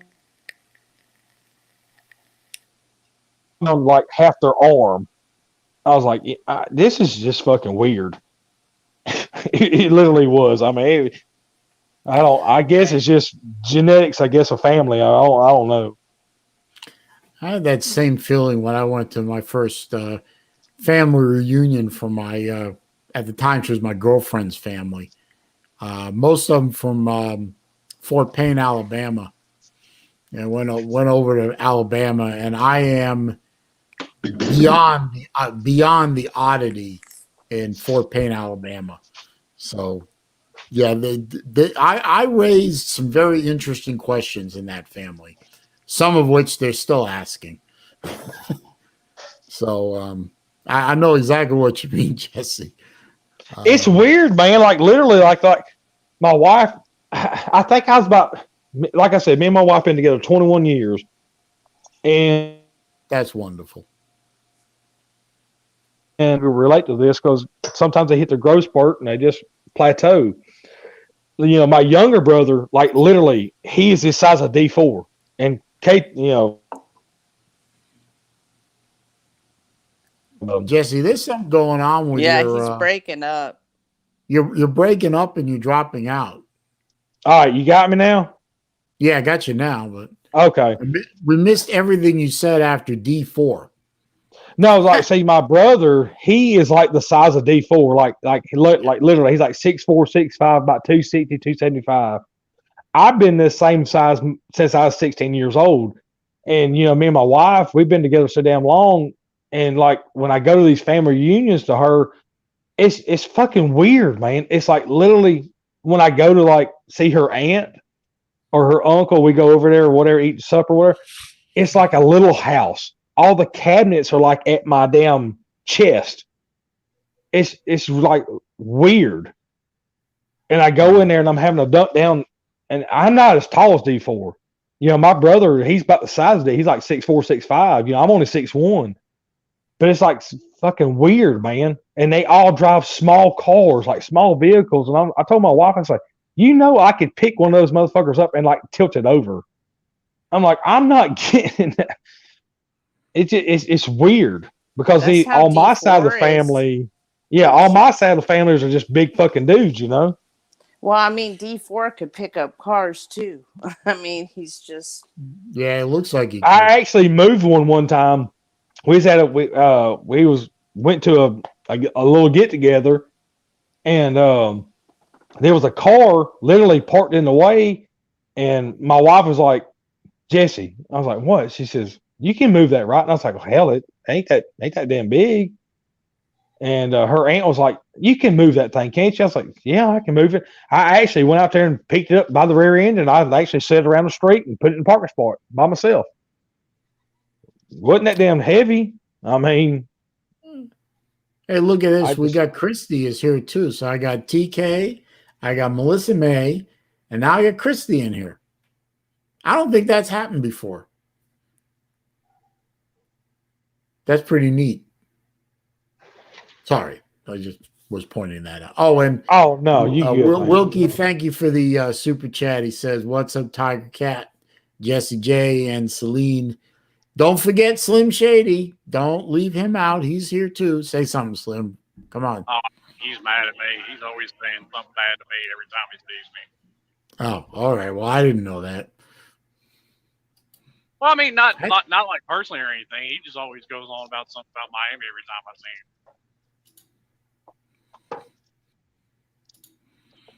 No, you know, like D4 reminds me of my brother. Like literally, like me and my brother have literally went to bars. Like, you know, me and my brother, we've actually bounced in. Some people actually went out and picked up cars and actually moved them over. And like, that's how D4 reminds me of my brother. You know, like he's a gentle giant. You know what I'm saying? That's how my brother, he's real quiet, but you don't want to fuck with him. You know what I'm saying? I had a roommate in college exactly like that. Ricky Haddock, I can picture him to this day. 6'5", 280, black belt karate, black belt kung fu, at the time green belt taekwondo, and could throw a Chinese throwing star 50 feet and bullseye it. Damn. The very definition of a gentle giant. Look, I actually got scared because I got into the room and he had already moved in, and I saw all these karate magazines and these throwing stars on his side of the room, and I thought to myself, oh my, and because I had nightmare roommates in my freshman year, and I thought to myself, oh my God, what have they done to me now? And he walked in, and I was looking up at him, and he sticks his hand out, shakes my hand, and then gives me a bear hug. I thought my ribs were going to crack. Nicest guy in the world. Really a nice guy. He actually had to leave UF because he ran out of money. I always felt bad for him. And I lost contact with him years ago, but he is the very definition of a gentle giant. So that's how my brother is. Like he had a real bad there. About 3 years in prison, and he had a real bad stint, man. And he come out a better person, a humble person. And I actually went to classes with him, and me and him talked. And I actually went to counseling with him. Counseling with him. We talked, and he actually come out a better person because he had anger. A big dude, you kind of have those issues, and actually he humbled me because he actually honestly reminds me of D4. Every time D4 talks or has something to say, he reminds me of my brother, my younger brother. And that's why I respect D4 like I do. I've talked to him on the phone, and we've texted one another, and brother, because he has actually humbled himself at his size. You know what I'm saying? There's not a lot of people out there like him and D4. Literally, there's not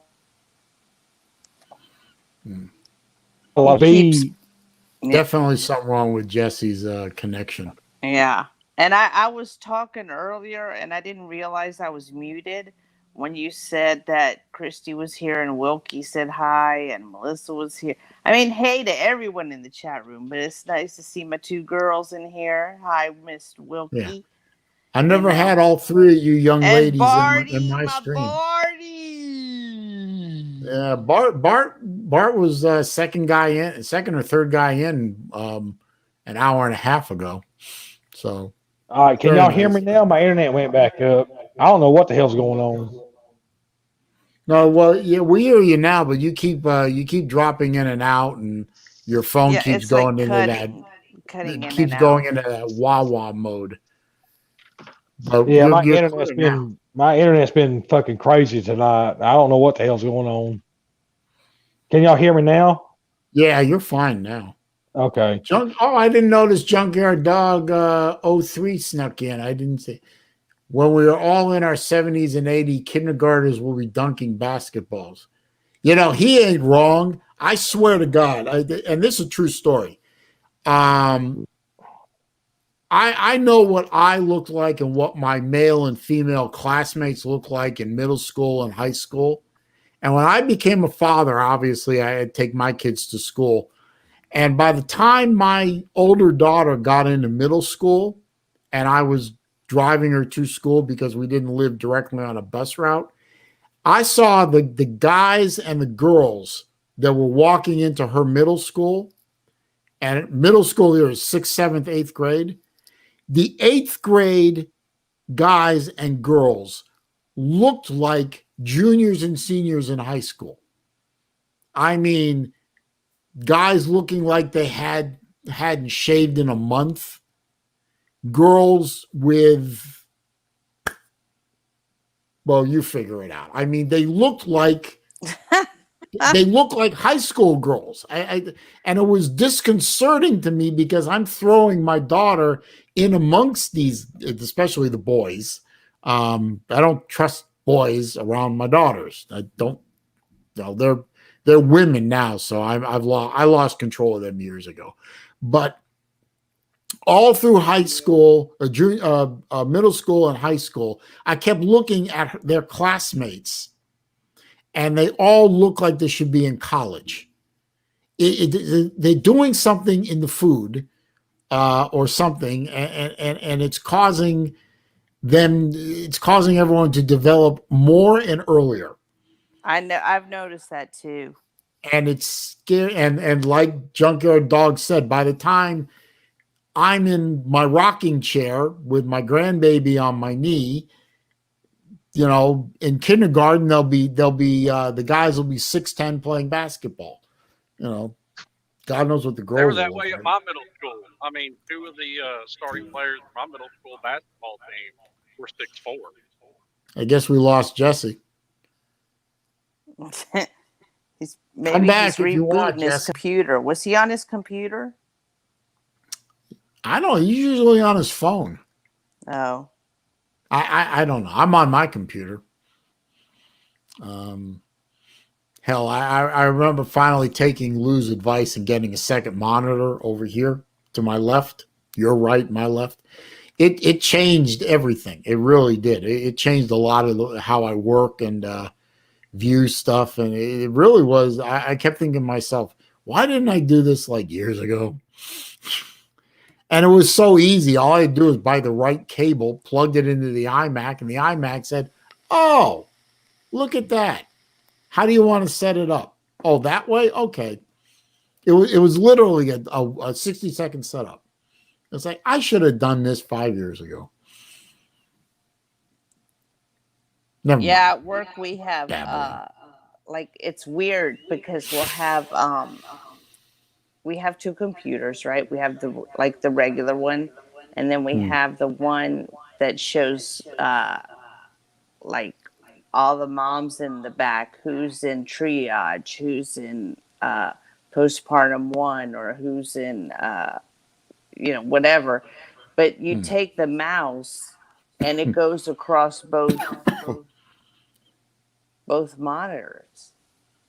Yeah, mine does too, although sometimes it gets hung up because one monitor is the screen is actually a little lower, like it's set like this. And if you go along the bottom of one monitor, it will actually hang the mouse at the bottom of that monitor unless you bring it up and over. Even though they're not physically touching each other, they're connected somehow. It's a little goofy, but I remember when my dad was in the hospital recently having a surgery on one of his eyes, macular degeneration issue. And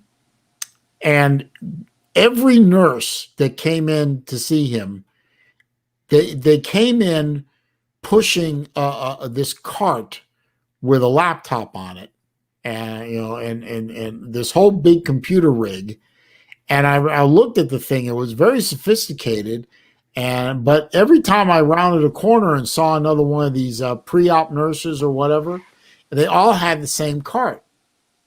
Their own cart with their own. And I actually asked one of them. I said, "Do you share these things?" They said, "No, we're pretty much attached to these carts all day."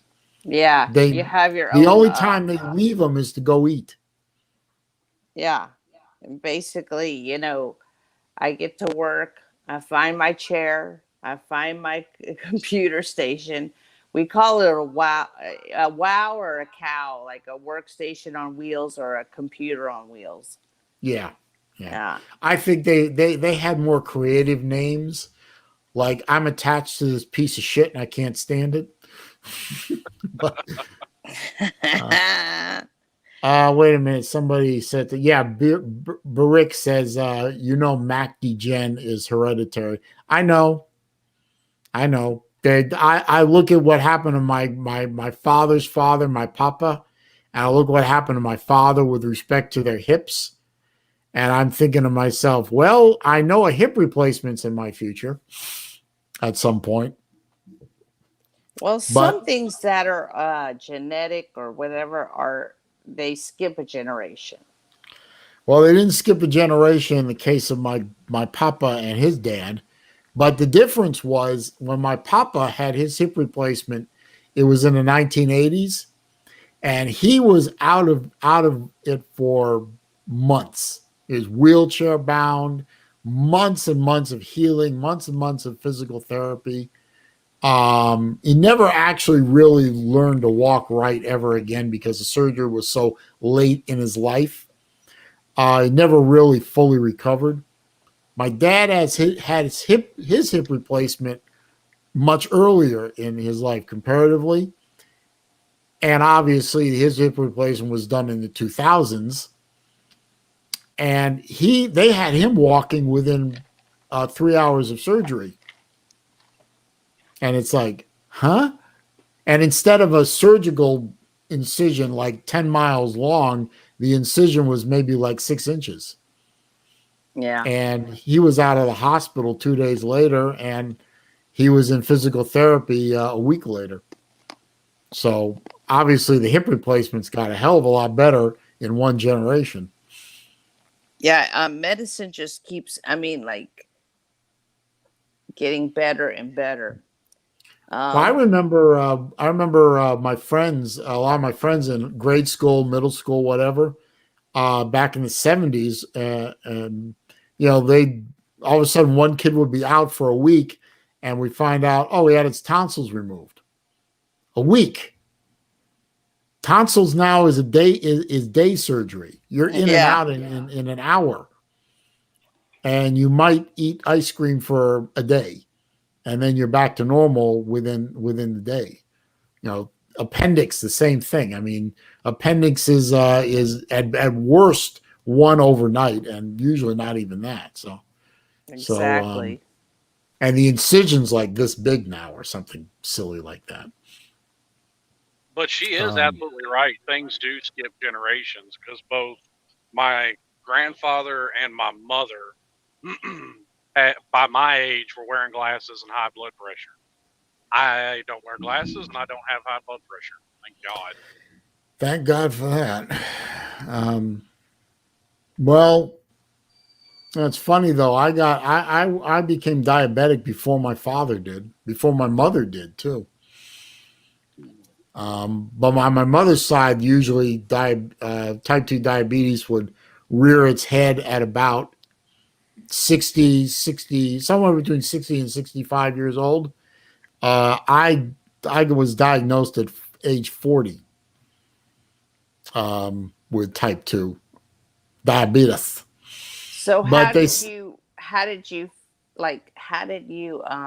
what were your symptoms that made you go get checked? Actually, I didn't go get checked. That was the fun part.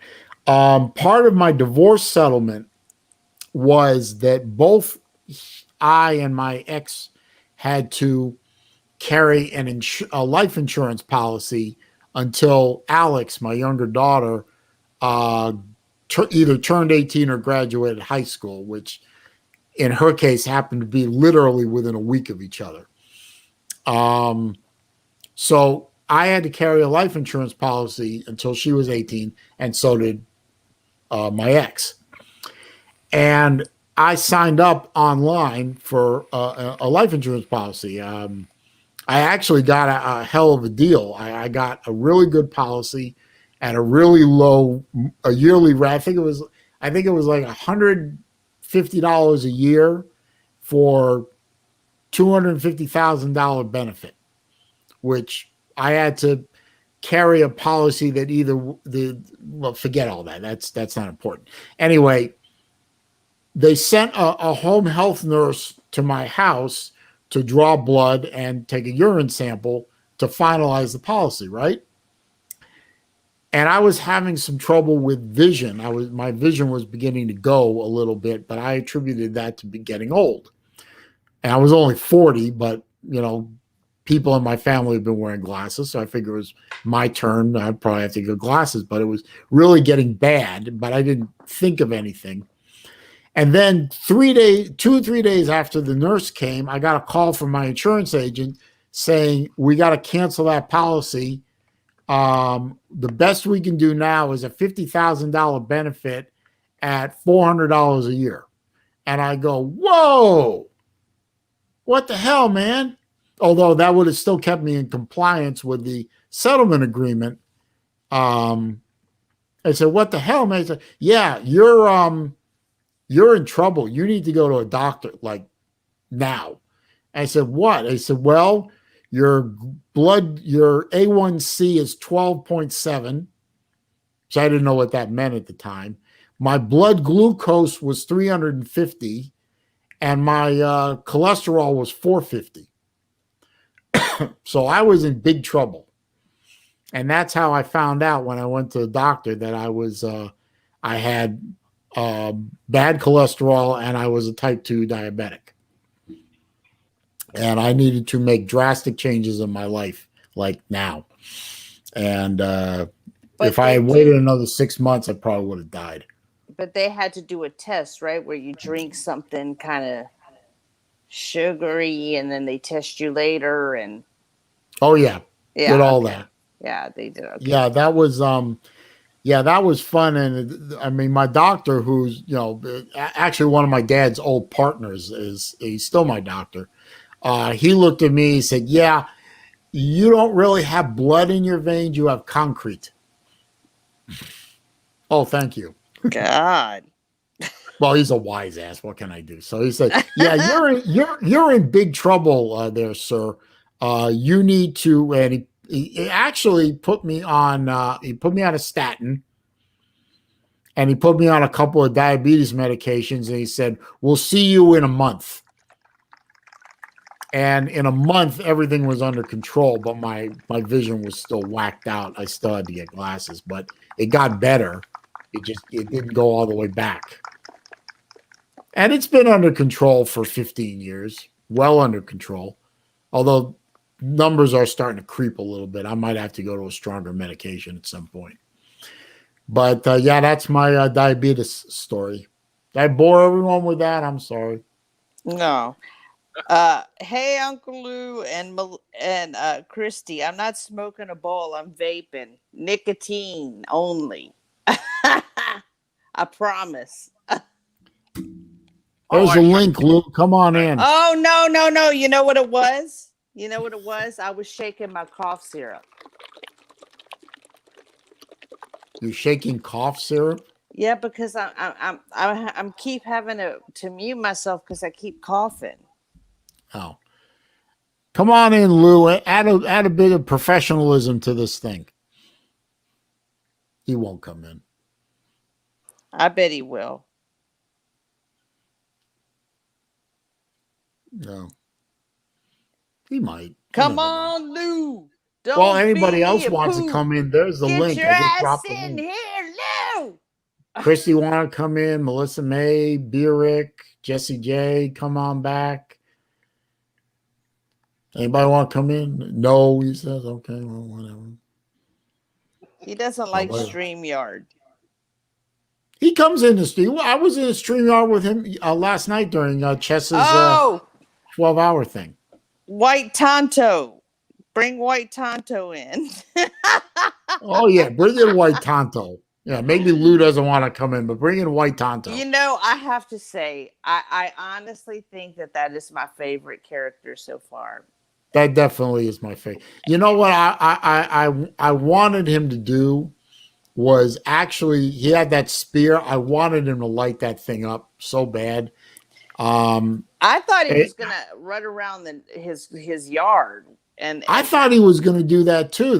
He asked me where he could get a fire extinguisher. I said, go to Home Depot or go to Walmart. Maybe that's coming. Maybe that's coming.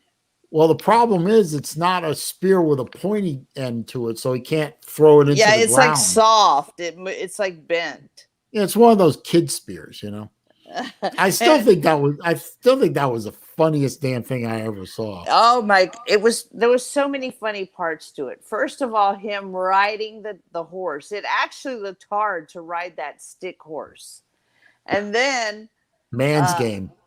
And then when he threw the spear, that was funny. But then at the very, very, very, very end, when he finished, you could tell he was trying to keep himself from laughing. And then I saw that too. And then he walked one way, and then he walked the other way. And I don't know, it just made me laugh my ass off. But you know what? The part that brought it all together for me was he used the actual soundtrack from the Florida State Band. And the war chant or the war, whatever. Me and Pat were talking about it when the video first came out. To me, the funniest part, and I think to him too, was when he was actually going through the picks and he was dressed up like he was, but to sit there and listen to his voice, I swear I was getting a Pat Morita from the Karate Kid impersonation. No, I heard that too. But what I'm I drinking didn't my cough understand, syrup. and he's in here now, obviously. What I didn't understand was when he did the Oklahoma game pick. Why didn't White Tonto say anything about the thieving of the land? He did. No, he didn't. Did he, Lou? Lou? No. Whatever. You No, he can't didn't make say. every joke I in don't the remember. first video, or else there's no need to ever make another one. Huh? Huh? Yes. What? Yes. Okay. Well, You're not will gonna we make ever see another White one? Tonto I again? said you can't make every joke in the first video, or there's no need to make another one. It's a good point. Someone's a fair- complaining that there was no land thief joke. Oh, Well, I I wasn't gotcha. complaining exactly, sir. Well- I was saying that it wasn't there. You know? Are you scared of me It's or not something? Huh? You scared of me? No. Okay. You know, I'm not on Unk's radar. I don't think Unk even knows I exist, and that's fine with me. You don't have a mental illness, do you? Yes, I do. It's called watches. Oh. You can't be on I'm that. wearing a nice one today.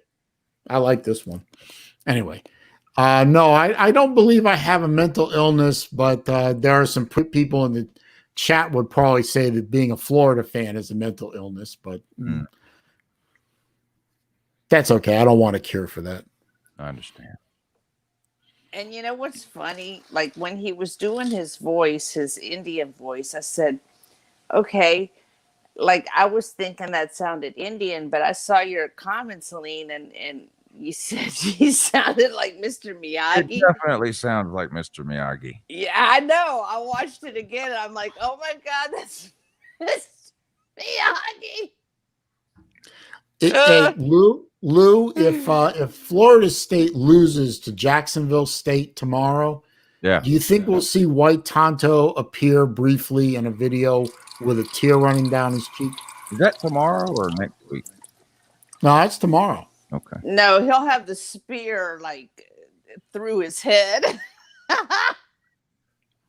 Something. I don't know. Right.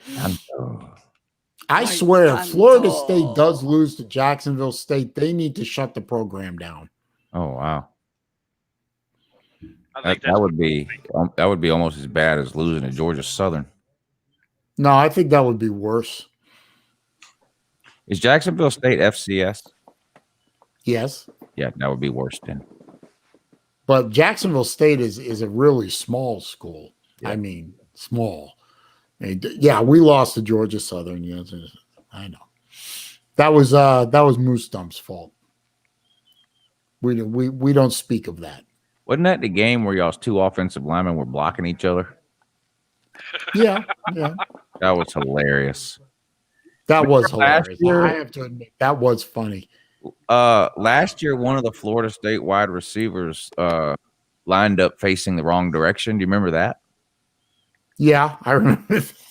That was worse than two Florida players blocking each other, Do you in know- my humble opinion. Do you know who that was? No. Trey McKitty, tight end, University of Georgia. Oh, he's in Georgia now? Yeah, he transferred. Oh, okay. Lucky him.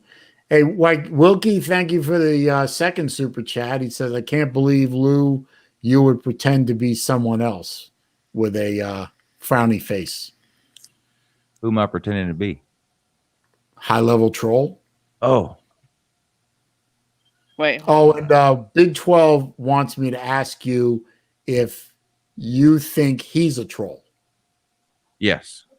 Okay. Well, so there you go, Big 12. By the way, good to see you in here. Appreciate you stopping by. Well, he's not a troll. Um, The conference itself is a troll. But troll in and of itself is not a derogatory term. It's like a lot of other things. It can be derogatory, but it's not necessarily.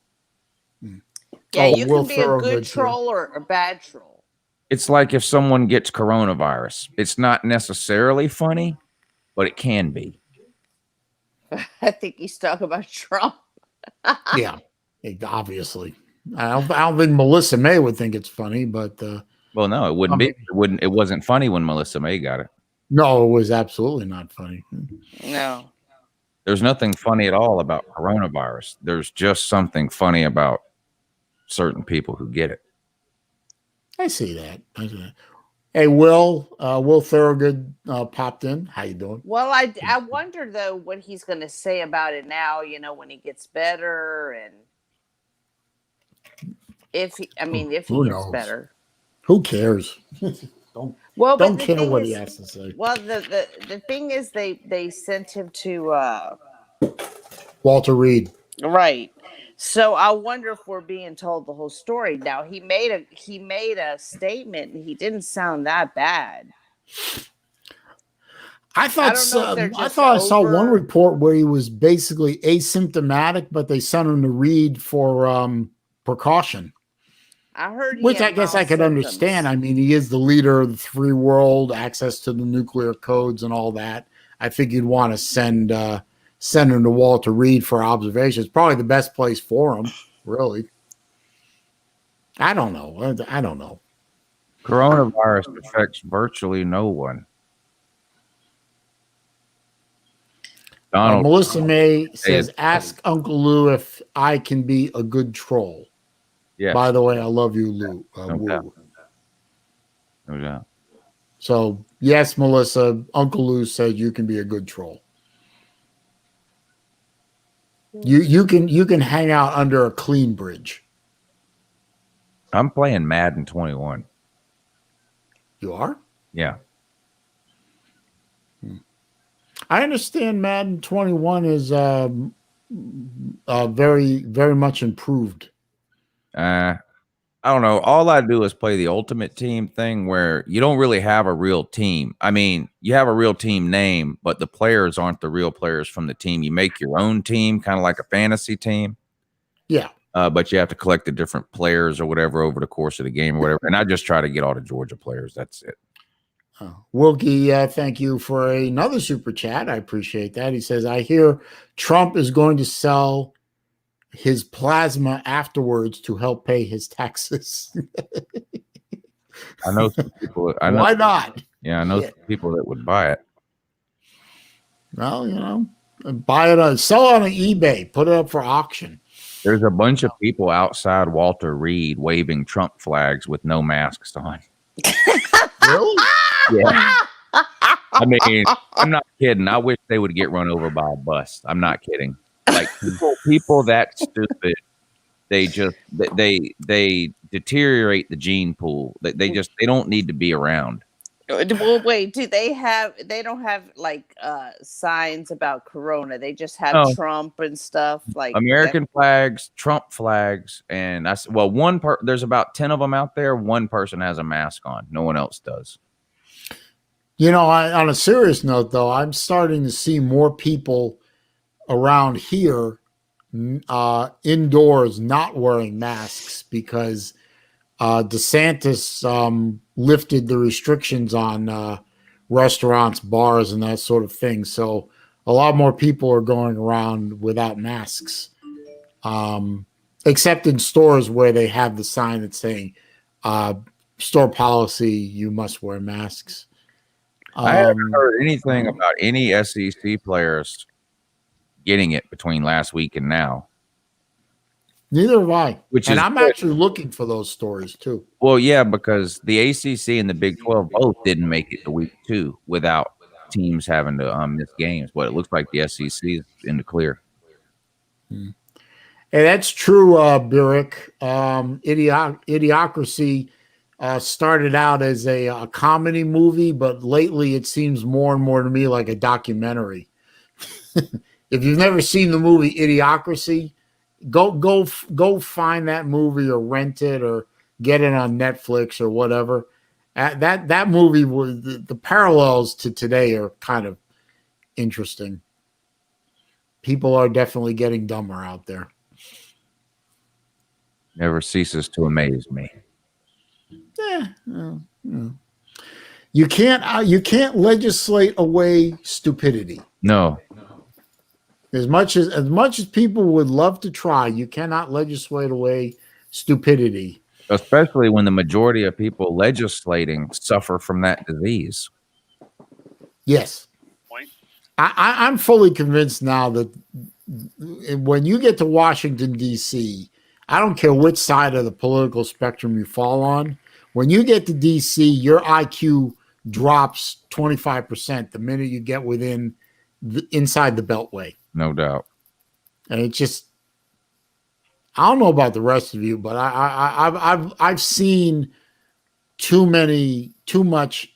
When I started paying attention in the right around 1980, 81, that's when I started paying attention to what was going on around me.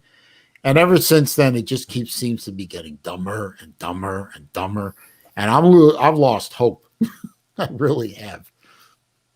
Just speaking of dumb. cure being in somebody's blood, I'm convinced that there has got to be a cure for almost anything in Keith Richards' bloodstream.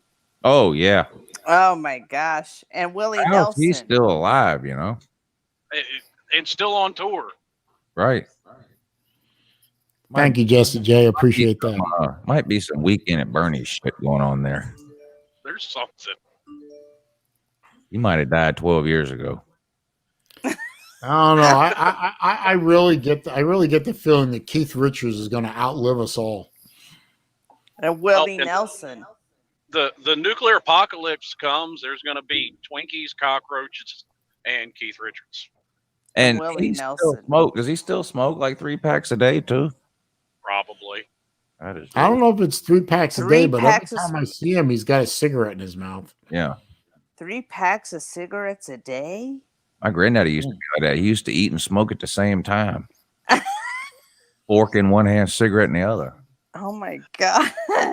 My dad still smokes. He's cut way down, but I'm the one that buys his cigarettes now for him because he can't drive anymore. So I know what his cigarette consumption is based on the number of packs I have to resupply him with. He's way down. He's actually under a pack a day. That's good. That has been a long time since anyone could say that. He's well under a pack a day now. I don't know if that's a good sign or a bad sign at his age, but I remember they showed us this video when I was in middle school. I guess it was some kind of anti-smoking campaign going on, and it was a segment from an Oprah Winfrey show, and this woman had cut back to 8 packs a day. Oh my God! 8 packs. cut You have, back? you have to get 4 hours of sleep and smoke the other 20 hours. My God! How in the hell do you smoke 8 packs a day? I mean, you literally have to have a cigarette in each hand, or maybe one here, one here. You gotta have like 4 cigarettes going at the same time. That takes the saying "smokes like a broke stove" to a whole new level. Yeah, that's crazy. I have never heard I couldn't even picture that. Ever. Yeah, I mean, this was like, you have to figure, when I was in middle school, you're talking 1999. So, and this was from like the early 90s, back when Oprah, probably first got started. Now I do feel old. Me too. I graduated high school at 83. Big time. I'm I'm old. the youngest one in here. I was born in 88. I'm almost 33 years old. I graduated college in 87. I think I graduated high school when Lou was born, roughly. No, wait. I was born in 78, though. Oh, that's right. Okay, so you were 5. All right, never mind. I am in between. My age is in between Saleen and Lou. Well, that's a 15-year spread, roughly. You're gonna get. Huh? I said that's probably the closest thing to an answer they're gonna get. I didn't ask the question. I know better. Well, no, but I think a lot of people know how old I am. I know I shouldn't be ashamed, but I'm just dreading. I'm dreading the 50. Oh, I passed that a while ago. I had a good party. I had a good party for my 50th, though. A whole bunch of it turned into a mini high school reunion. Actually, I had a lot of my old high school classmates. We all gathered together at a restaurant. We practically took the place over. It was a great time. I had a blast. I'm not gonna have a blast. I'm gonna be crying all day. Oh, don't cry, TK. I mean, it's just well, my younger daughter always complaining about, I don't want to grow up. I don't want to get old. I don't want to be an adult. I said, Alex, her name is Alex. Alex, there's only two ways to stop the aging process. We freeze you or we kill you. That's it. So accept it. You're getting older. You're going to be doing more for yourself. Grow up. She hates it when I say grow up. I'm loving Wilkie right now. Tiger Cat is 38. Yeah, I got a new troll in there. Well, not a new troll, but a new ID. Tiny Tonto. Yeah, I saw that yesterday. There's Tonto Jr. and then there's Tiny Tonto. Where's Tiny? I don't see Tiny Tonto. And Slim Mosley's back. Hold on. Well, what do you want to eat for the day? Hey, there's a good question, Lou. What's on the menu for tomorrow? I haven't decided yet. Tommy fries? You probably can't eat that too often. You get sick of it. Yeah, I haven't had it since back in the first week or whatever. Where's the echo? I don't get an echo. I know. I'm not getting an echo. Let me hold on. I'm getting wings. I was so disappointed in the wings last week. I'm never going there again. I got one good wing place around here. It's called Joey D's Pizzeria. It's they like 3 restaurants in Sarasota, Bradenton area. They're Chicago style place. The pizzas there are about that thick, which I don't eat that, but their wings they're always big wings, and they always make them extra crispy, and their hot sauce is really good. So I'm going to get those for tomorrow for the evening game. So I'll be eating wings while I watch the live stream.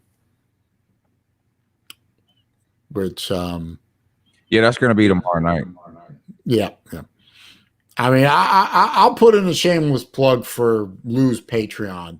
If you're in here and you're on Uncle Lou's channel and you're not on the Patreon and you're not seeing that live stream he does every week, y'all missing something, man. That's entertainment. I mean, you don't even need to watch the game. Just watch Lou watch the game. I know. It's hilarious. Whether they do bad or good. The man doesn't know how to sit down.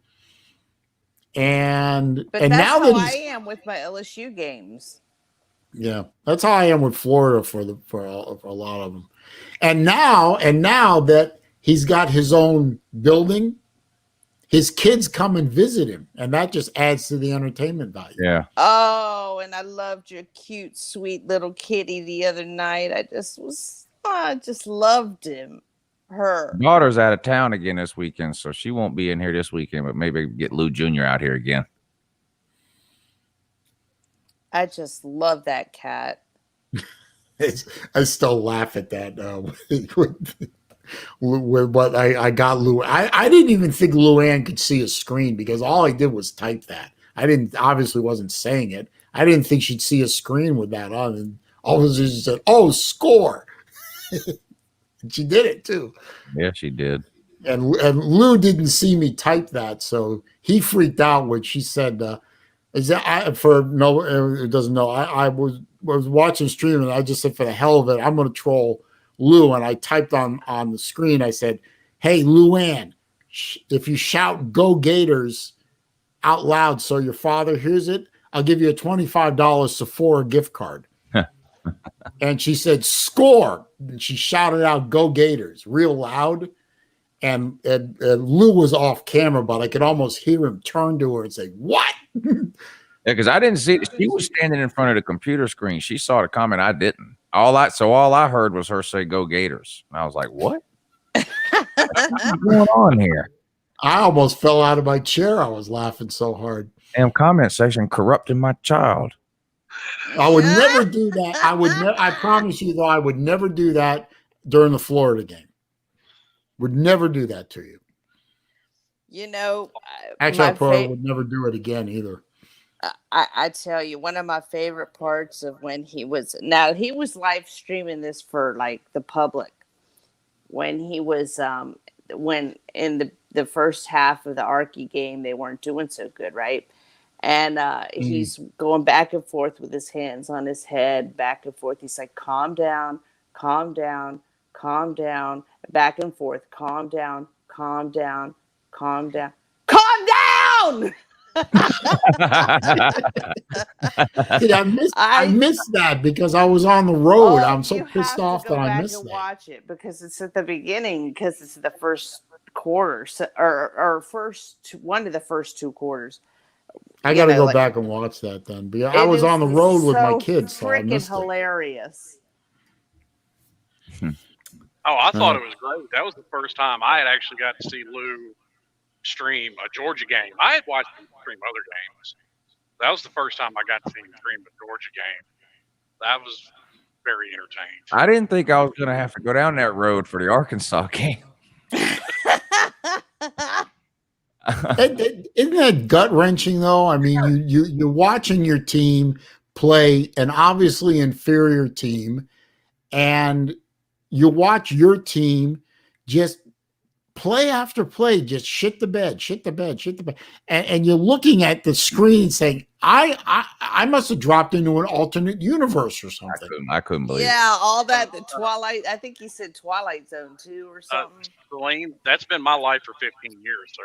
Yeah. Oh, yeah. Well, y'all are Where are you at this year. Slim? Where are you at? Are you still? Back in Memphis now. Oh, okay. You're not on the road right now. Well, I mean, are you moving? I am. Yeah, I've been moving for about the past hour. Oh, because when you came on initially, you were stuck in a traffic jam. I got off, got around it, and getting back into Memphis. So you're driving and doing well, I guess you're not typing, so that's cool. Yeah. I mean, I can do like the text to speech. Like all I have to do is hit a button on my headset, and it'll type it out on there when I'm on. But obviously, with this, I don't even have to look at it. I did a live stream after I took my daughter back up to Gainesville for the start of the semester. I was bored on the way home, so I started up a live stream, and I couldn't. I was on my phone, and the phone doesn't show the comments; it just shows that I'm on the stream. And then all of a sudden, I'm stuck in a backup for an accident somewhere around Tampa, and I look down, and there's a comment from Uncle Lou saying, "What are you doing, sir? Stop it!" It's like, what are you talking about? I couldn't even see you until now. Then he chastises me the next day on a text message. He said, "Don't ever do that again. Don't do that." I said, "Lou, the only reason I saw you were there is because I was at a dead stop. I would never." Driving. Oh, YouTubing and driving. Well, I mean, if you're talking to the damn phone, that's one thing, but I would never I wasn't looking at the phone. I'd say that would be stupid. Driving through Louisiana. Big 12, we've been over this. Lou said that you are a troll, but you're not a bad troll. And now he asks, how much does Lou hate him? Lou, do you hate Big 12? No, I hate when he emails me 25 times in a row. Well, there you go, Big 12. Don't email Lou 25 times in a row, and he won't hate you. This is a simple thing. I still don't hate him. I just hate that. Oh, okay. Do I bother you with my Bitmoji Snapchats and stuff? Oh no. Okay. Yeah, doesn't bother me. At least the people are sending me stuff on Messenger or texting me or whatever. At least that means they know I'm still around, so hey, they still know I'm around. So this is a good thing. I must still be alive. I must still matter. Yeah, I get more of a chance of getting a reply from Lou with Snapchat than I do with Messenger. So I gave up on Messenger. I gave up on Messenger with Lou a long time ago. I remember I messaged him once, and a month later he replied to it.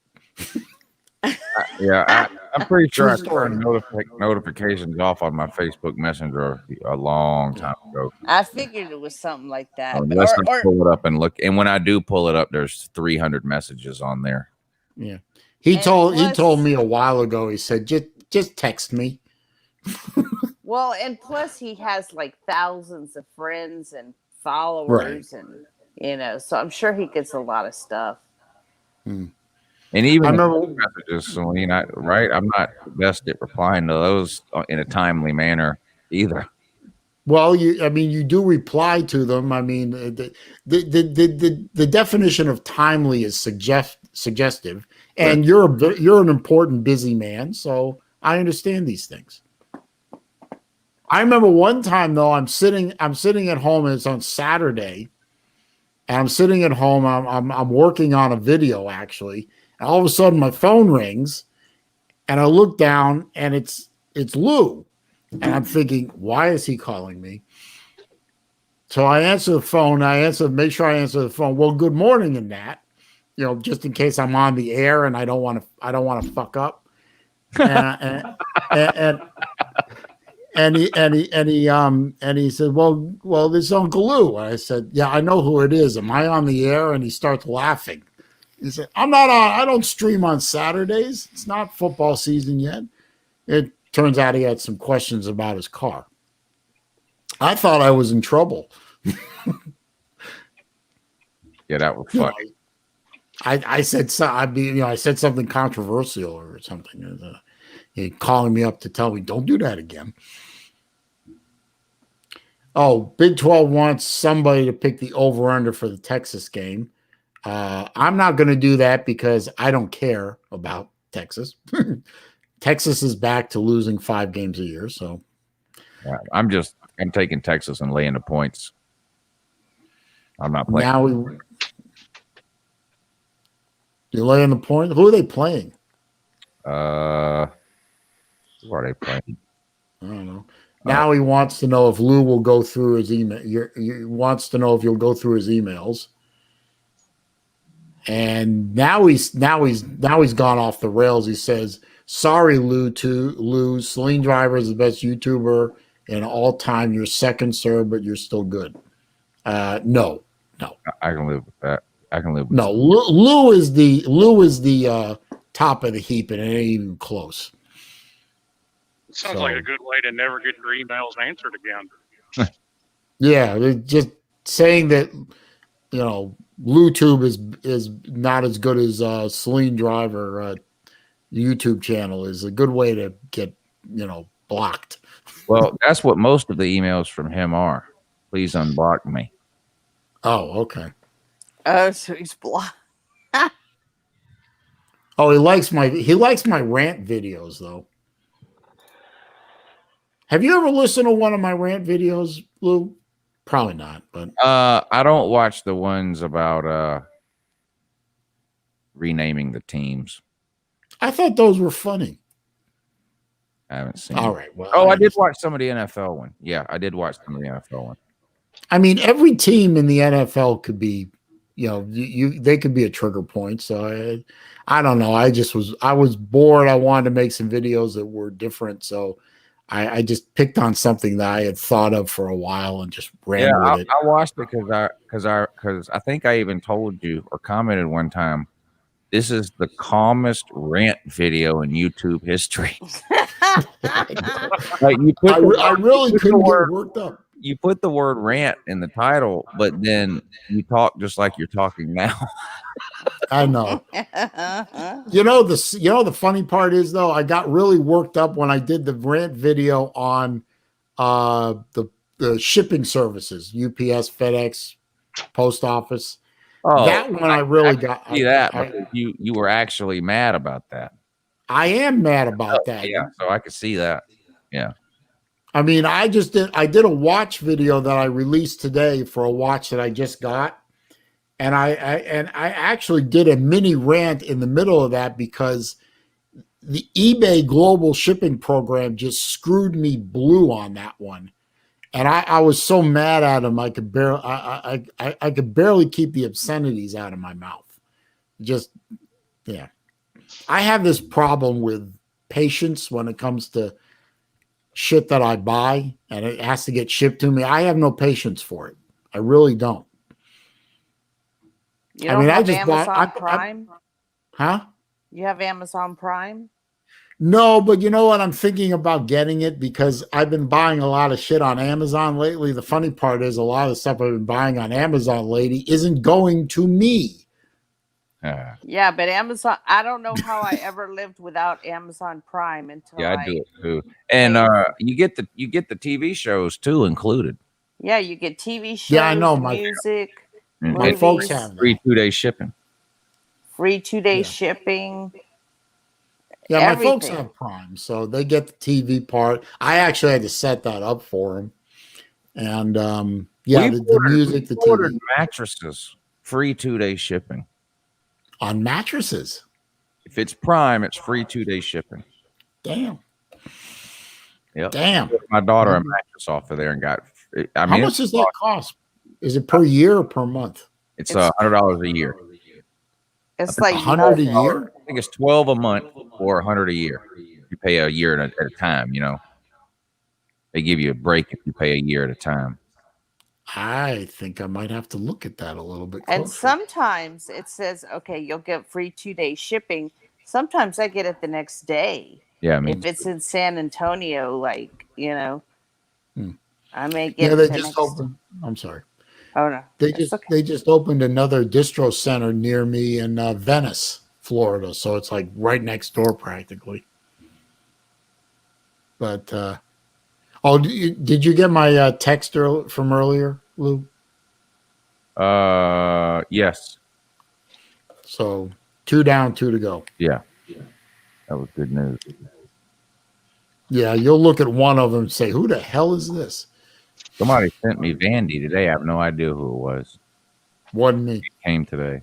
So are there any you're missing or a lot you're missing? I mean, I don't know. There's 130 and there's 130 teams and I have maybe 40 helmets. 40 something. Oh, that's it? That's it. There's only so much I can do. But that's a lot of helmets. Yeah, that is a lot of it. And I swear to you, I'm going to find those other 3 Ivy League helmets. I'm going to do it. This has become a point of honor right now. I found 5. I got to find the other 3, but damn, they're hard. Even though nobody gives a shit about the Ivy League except me. This I know, but. Well, the point is because he talks about all of college football, and it'd be cool to have a mini helmet from every team.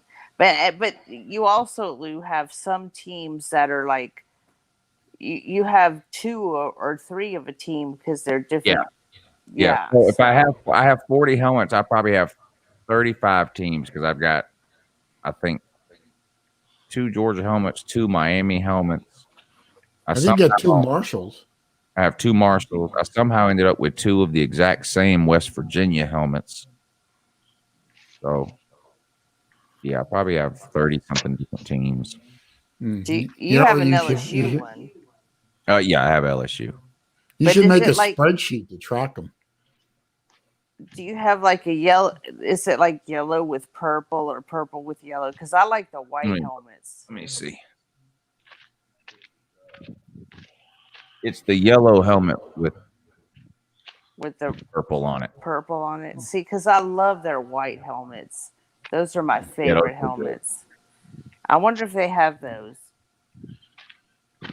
I know when I got to looking, they had like 6 or 7 different Miami helmets, but I just grabbed the 2 that they actually wear. Because there's some of them on there I've never seen like in a game ever.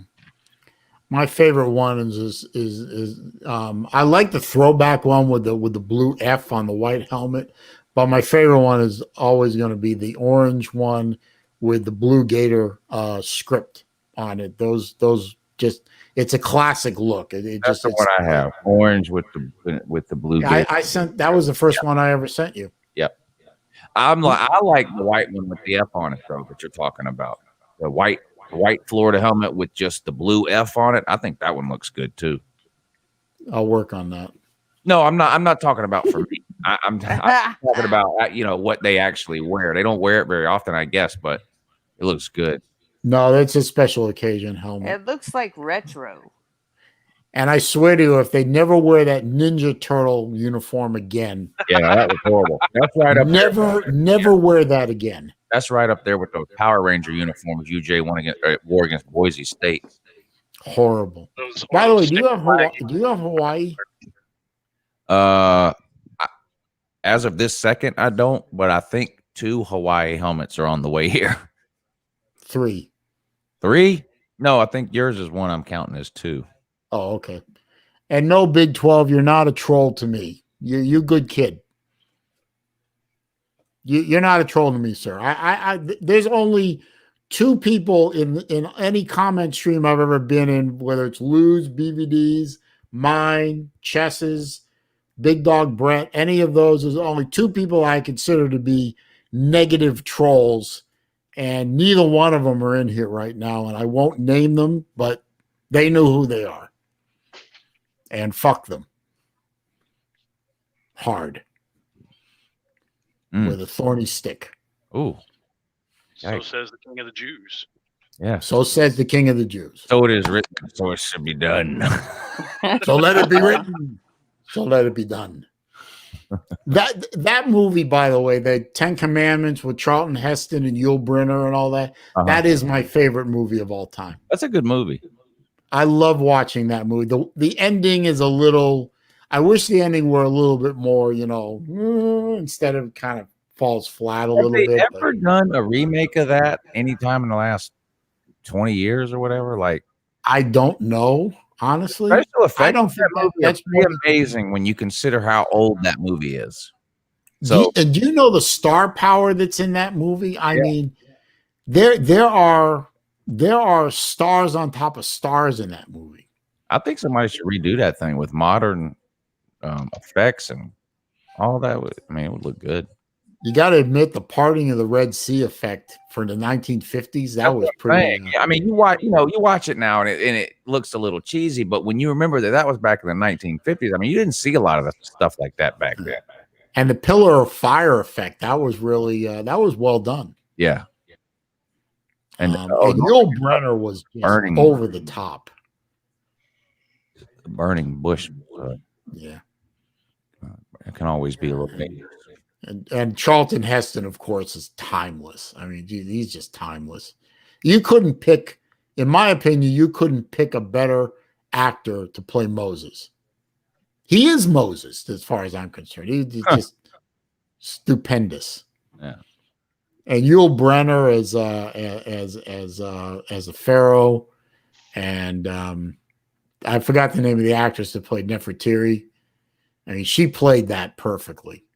You just wanted her to, get a sword stuck in her, but she never did. But she was just perfect in that role. The whole thing was beautifully done. It's a great story too. It really is. Well, if you want to get technical, there was a remake, but it was by Monty Python. Oh. Yeah. Who I love. I love Monty Python. I do. Yeah, I'm a big Monty Python fan. And Faulty Towers. You couldn't make Monty Python movies in 2020. No.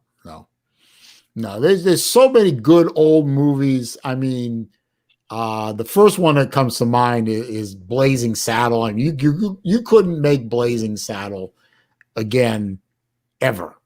There's just no way.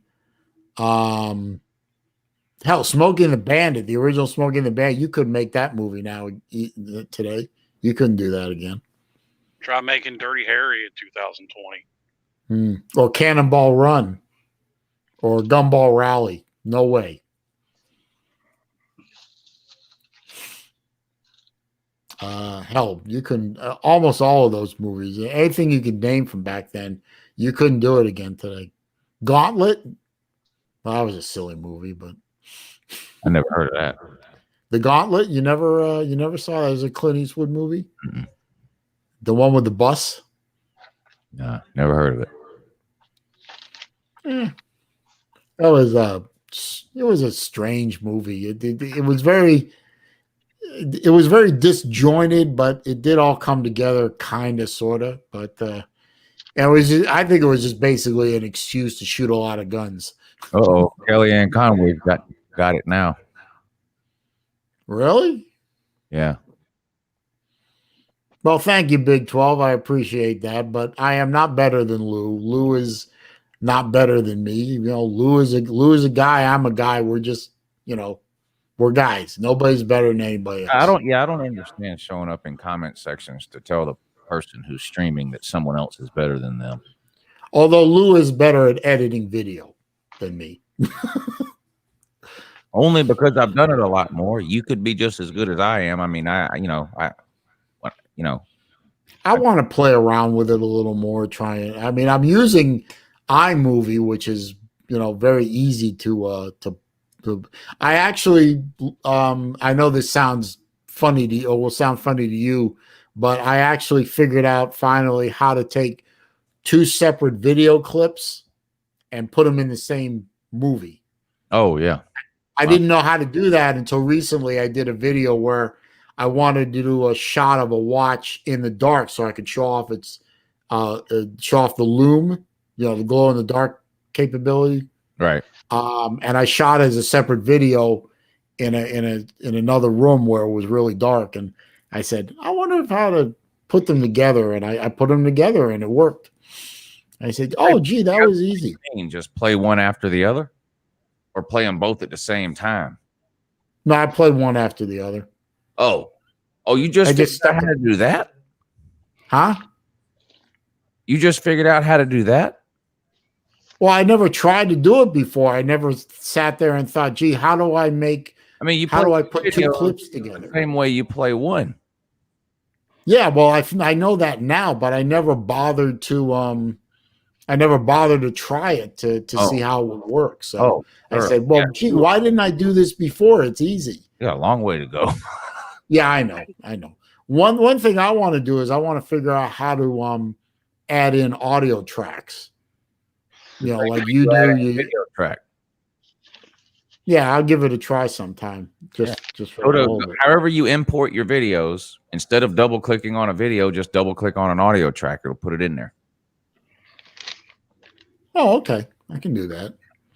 I don't know. Maybe it's laziness or whatever. iMovie, but is it a linear time? Is it a timeline? Like, does it show your clips on a timeline? And because usually it's video on top and audio on bottom.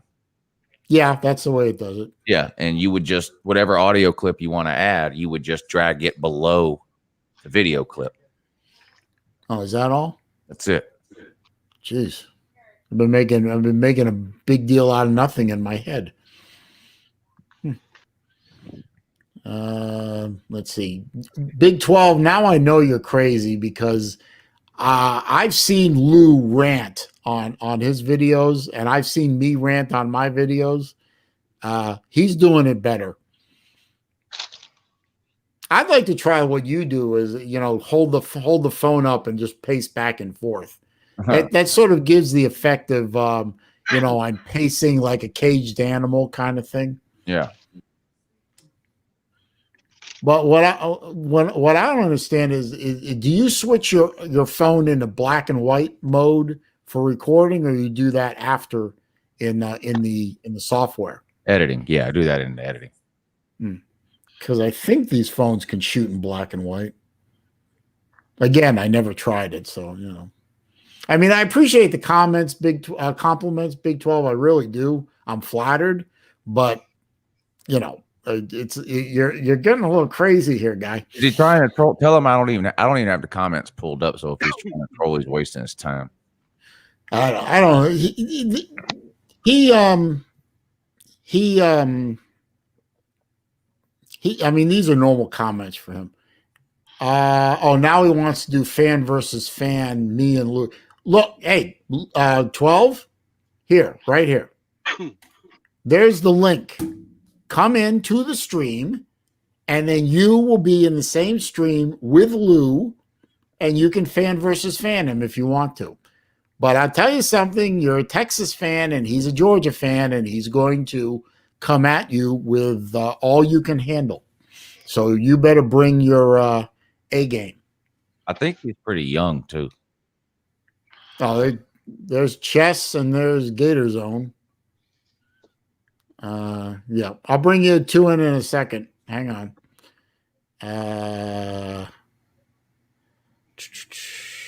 You need somebody to click No, out. I can have up to 6 in here because I'm doing the freebie. Okay. Well, that's what I'm saying. I didn't know how much. Well, I knew the freebie does 6. Now, okay, Big 12 is in. 6 people.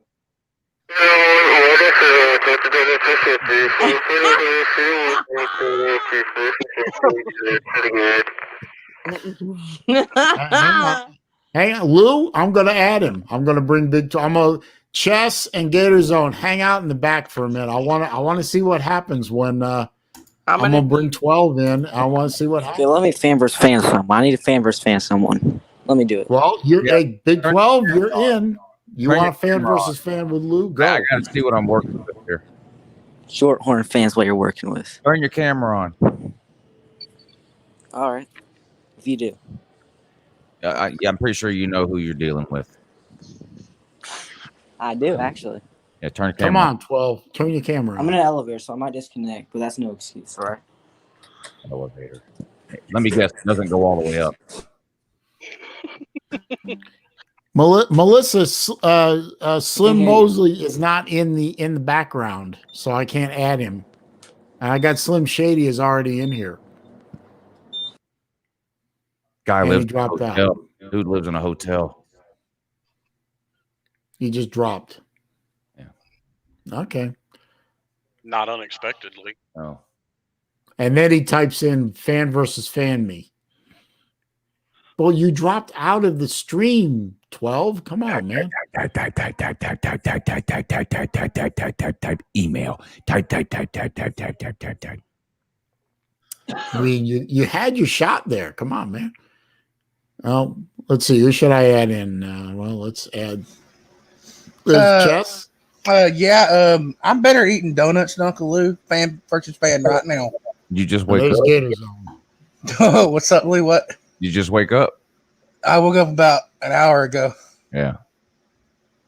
I'm better than eating donuts. You want a fan versus fan about it? 12-hour stream. 12-hour stream. Can't do it. You're not in here because you're scared of me, are you? Oh, I'm totally scared of you. I'm gonna cry right now. I'm ready. Okay. Hey, TK. Oh shit. All right, Big 12's back. Hey. All right. Hey. Oh, All right. sorry. I had a hard Who time. wants to fan versus fan me? I was pressing Turn your my camera mic. on, son. I was pressing my mic off and it wasn't working. So hey, Chip. Oh my God. Oh my pacing God. back and forth. Justin Bieber from 2008 called. He wants his 2K back. Come on, Big 12. You get your chance. Is that Brandon Rogers? Yes, sir. It did look like Brandon Rogers. Can we see that again? Is it? He's got a big fucking nose. Look Jesus. at that. What in the world? Live here. Redneck. Put somebody's eye out with that thing. Texas fan. This man ain't 12-gallon hat. This man needs a 20-gallon hat. He needs 10 gallons just for the nose.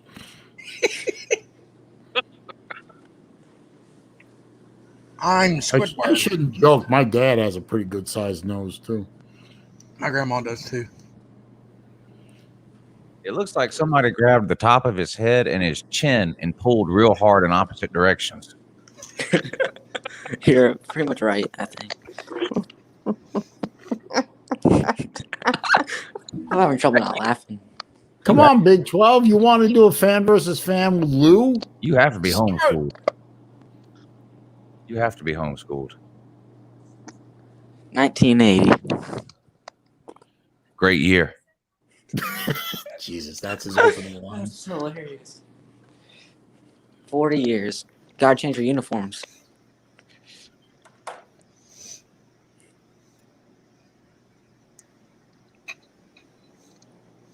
Do you live in a hotel?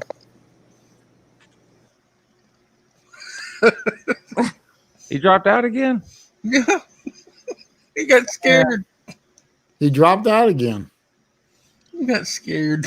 Guy's probably a nice kid. Yeah, I know. I mean, you know. I'm going to bring in Gator Zone again, see what he has to say. Good morning, and that, Mr. Zoned. What's going on, guys? What up? That was about the most anticlimactic thing I've ever seen in my life. I know. Yeah. Hey, Gator Zone. What's up, TK? Hey, Not TK, did you know that YouTube effed me over on my 12-hour stream? That who? That YouTube fucked me over on my 12-hour stream? They didn't post it? What is that? No, they did, but it says 11 hours and 55 minutes. You got Oh, this Well, close. Well, then that's what it was. you're gonna have to do it again. Oh, shit. Bullshit. 11 You hours messed it and up. 55 minute stream. 11 hours. No! We count. They ended off like where we were going 10, 9, and we got it 0, and it just cut off. I was like, no! Mm, Oh, well, I still did it. I don't care. yeah. It was fun. I'm glad everybody joined. I had fun with it. I was wanting to keep going. My head said, "Oh, you can keep going." Every time I wanted to leave, something interesting happened, and then all of a sudden, I couldn't stop yawning. And it's like, oh, the old man's falling apart. You know. I was hating life when I got up this morning. I said, well, staying up that late. Speaking of which, I'm going to get off of here now. I'm going to try to get some sleep. I got a long day tomorrow. Yeah. Hey, Lou, thank you for coming on my stream. I appreciate the support. Yeah, I had a good time. Y'all take it easy. I'm sure I'll see y'all around tomorrow. All right, I'll bud. see you on the Right. Patreon, Later, definitely. Lou. All right. Y'all take it easy. See you, bud. Okay, Even bye. you, Big 12. Take it easy, Big 12. We'll see you tomorrow, little buddy. Mm. All right. No, but I had a great time on the stream. But the one thing I didn't understand, Chess, maybe you can help me out with this because what is up with Unk? 2, why does he refer to you as his client? And 3, why does he have a B up his ass about Uncle Lou? What the fuck, man? He when I go on the morning show, he thinks Uncle Lou uses me and makes fun of me. Oh, Jesus. Jesus! What is that? Well, it's just Big 12. Leave him alone. You got a bowl cut? Nope. No, he's got a Justin that. Bieber cut. Do you know Brandon Rogers? Nope. Good. I know I look like him. How do you know who? Okay, if you don't know who he is, then how do you know? Never mind, forget it. Saleen, anyways, he thinks that Lou makes fun of me and everything. And I don't know. Unc thinks I'm mentally challenged or something. I don't know why, but he does. He feels like he's taking advantage of me and stuff. So now he says I'm his client, and I stay out of it. What kind of client? What does this guy do for a living? Run around saying that I'm an advocate for the alleged downtrodden or something. I mean, I don't know, Saleen, what's man. going on? What's going on in the boy's mind? I mean, you Well, know, Selene, I don't know doesn't a Just thing take kind of about much. flip the camera here. Selene, it Can doesn't you? take much to get on Owen's bad side. I mean, he can't stand me all because I said I didn't find the show very entertaining. I don't know. I don't know Unk from a hole in the ground. I mean, I haven't gotten onto his radar yet, evidently. And from what I understand, I don't think I want to be, but I don't understand what this you know, he's my client. I mean, what are you, an advocate for the downtrodden? I mean, who died and made you Prince? Oh, jeez. It is what it is, man. What I the don't. motherfucker? Did you say what the motherfucker? I just let it go. I let him go at him. I let him argue it out last night on my stream. I just sat back and shut my mouth. So I mean, I see the way, you know, I'm not trying to be an advocate for the man. He doesn't need one, obviously, but you know, I've been on plenty of streams where I listen to the way Lou interacts with Nate and Ballard and Mike Vick. You know, if you want to pick out the three most popular folks that are, you know, Unk people or whatever, you know, Unk clients, if you want to call them Unk clients, I don't know what else to call them. I see the way he interacts with those guys. I don't see anything wrong with it. It's not like he's making fun of them. He brings them onto the phone and he lets them go. He just sits back and he lets them talk. excuse me. Which, you know what? I think that's a great way to. Jesus Christ! Did something die inside you, sir? Greta. Anyways, Saleen, out of respect, can we just drop it, please? All right, yeah, I'm more than happy to drop it. That's fine. I just. It was just a question that it was in my mind. No, you're good, man. You know me. I'll answer whatever you ask me. Well, you answered it to my satisfaction. Hang on a minute. Melissa, I assume you're talking about Slim Mosley. Here, I'm going to drop the link again. And if Mr. Mosley wants to come in. I'm Slim. There you go. Could you not blow my microphone apart, please? What drama? There's no drama here. I was just asking a question. What's up, Mr. Spears? How you be? Checking in from Pittsburgh as usual. So there's the link. If Mr. Mosley wants to come in, I'm happy to have him in. I don't know why you don't come in, Miss May. I mean, you know, Tiger Cat needs. You know, Tiger Cat would love another female perspective. Why not? Are you assuming my gender? Yes. with never mind. Yes, I'm assuming your gender. No, just to go back, Chess, by the way, about the disability thing, you are a Georgia fan, sir. Oh. And you bark at people. So, I mean, come on, man. You do bark at people, Chess. That worries me a bit. Y'all find out soon. Out soon. Okay. Hey, Chess, are you gonna give me your address? Yeah. Saleen, go ahead. Just PM it. Yeah, I was going to today, but man, I was so tired. That's fine. I'll once I get that, I'll box that hat up, send it over. Appreciate it, brother. And Melissa May in the comment section, I will make your video tomorrow before the game for you. I'll make your video for you. Anyways, sorry. She wanted me to make your shirt video. on. Of course, I'm going to keep my shirt on. I got a stream tomorrow. I'm not going to take my shirt off during the stream unless something really bad happens. Are you doing that 24-hour stream, Chess? If I hit 500 subs. Where are you at right now? Where are you at now? Hold on. Let me get my phone and I'll look. I think I got some from Lou this morning, subs wise. Let's see. Almost at 500. I'm at 479. There you go. Wow. You're getting there. Yeah. I'll plug your channel every chance I can. Appreciate it, Saleen. I'm trying to get to I would like to get to 2,000 by the end of the year. I'm at 1625 now. So. Well, see, I'm trying to get to 500 so I can do the 24-hour stream the day of the Alabama game. That way I can do. I'm gonna go from 8 o'clock in the morning till 8 o'clock in the morning, so 8 to 8. So I'll have, yeah. That will be a challenge. That's for damn sure. Last night was a challenge. Jesus. TK was like, he's falling asleep. Well, it looked like it for a while. Well, I got off early, Then I remember when I said I was going to go eat, and then I fell asleep. I knew you did. Uh, D4 stayed on. Big Lee. It was D4 and the Big Lee stayed on mostly, and then Ballard joined at like 6 o'clock this morning and stayed on until I got off. So I had a pretty big crowd. Let me see how many views it's got so far. I think it's got. Last time I checked, it was at. Oh, it's at 539. So that's good.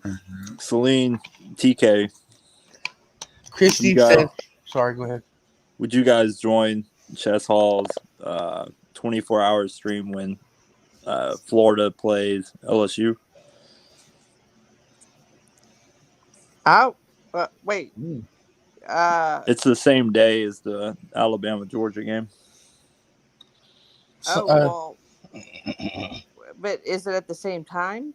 I don't think so. I don't think they're going to schedule those two games at the same time. Do you want me to just drop my my link in your chat because I'm a mod? Yeah, go ahead and drop your link in the chat, and that way, because Christy was asking about how to find it, and I was about to try and find it, but unfortunately, I've got with the windows all the windows I have open, my system is bogged down. You're good, man. I'm doing it right now. Oh, wait a minute. We have a new addition to the yard. Not Slim Mosley. What's happening, everybody? So if it's not Slim Mosley, then who in the hell is it? It's not me. That's for sure. It's Slim. What's up, TK? Not much. How are you? I'm Jesus, all right. Melissa's been all over me to let you in. I mean, I dropped the link like a dozen times. Yeah, I'm over here Melissa, playing that's my damn fault. I'm playing NCAA on the Xbox right now. So nice. But nice. What's happening, Poser Slim? What's up with you? Chess, Gator Zone, Florida sucks. Paradise, sir. What's up? I can't even fucking hear you.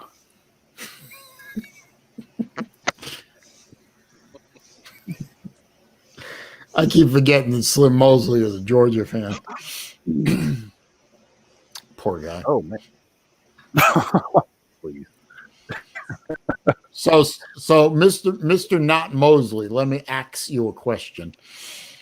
Who's your quarterback tomorrow?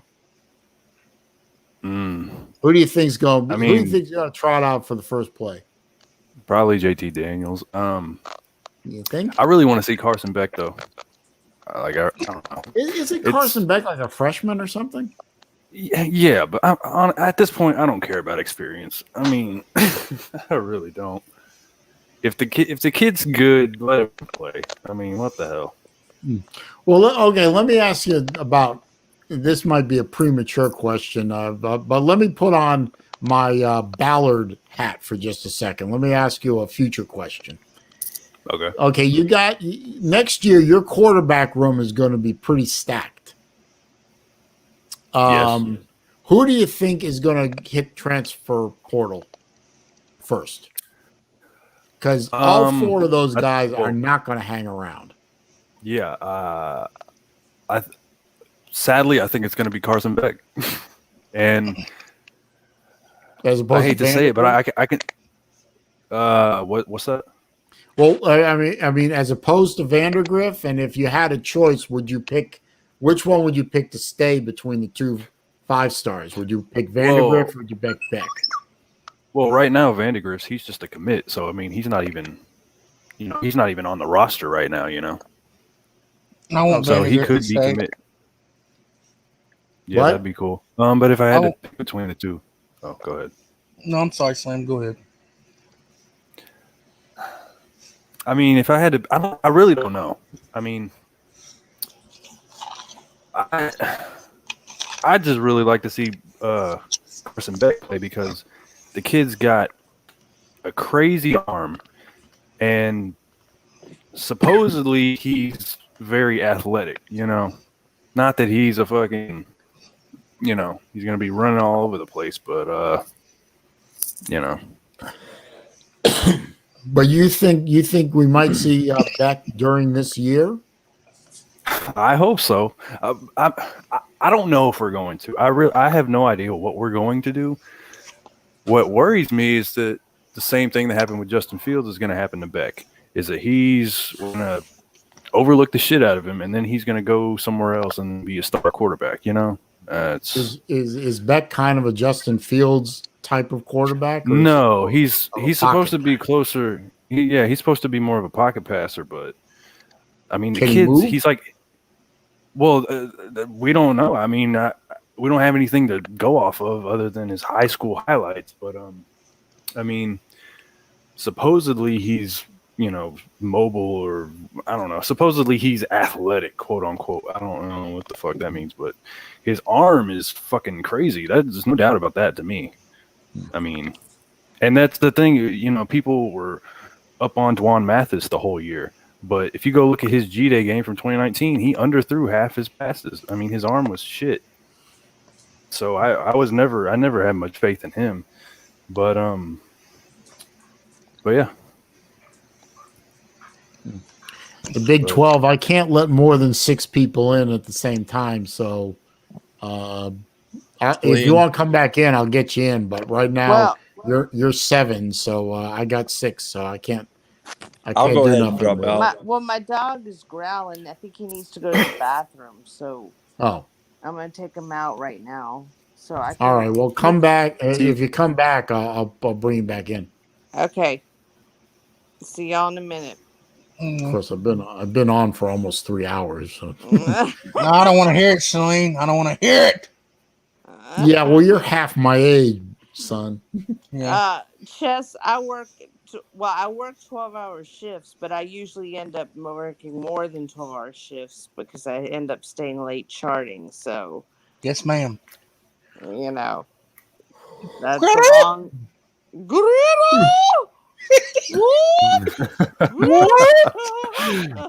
Only me, you and Sam will know that. I know. Oh my gosh. Then we're gonna take my dog. I didn't notice that the P Digits is in here.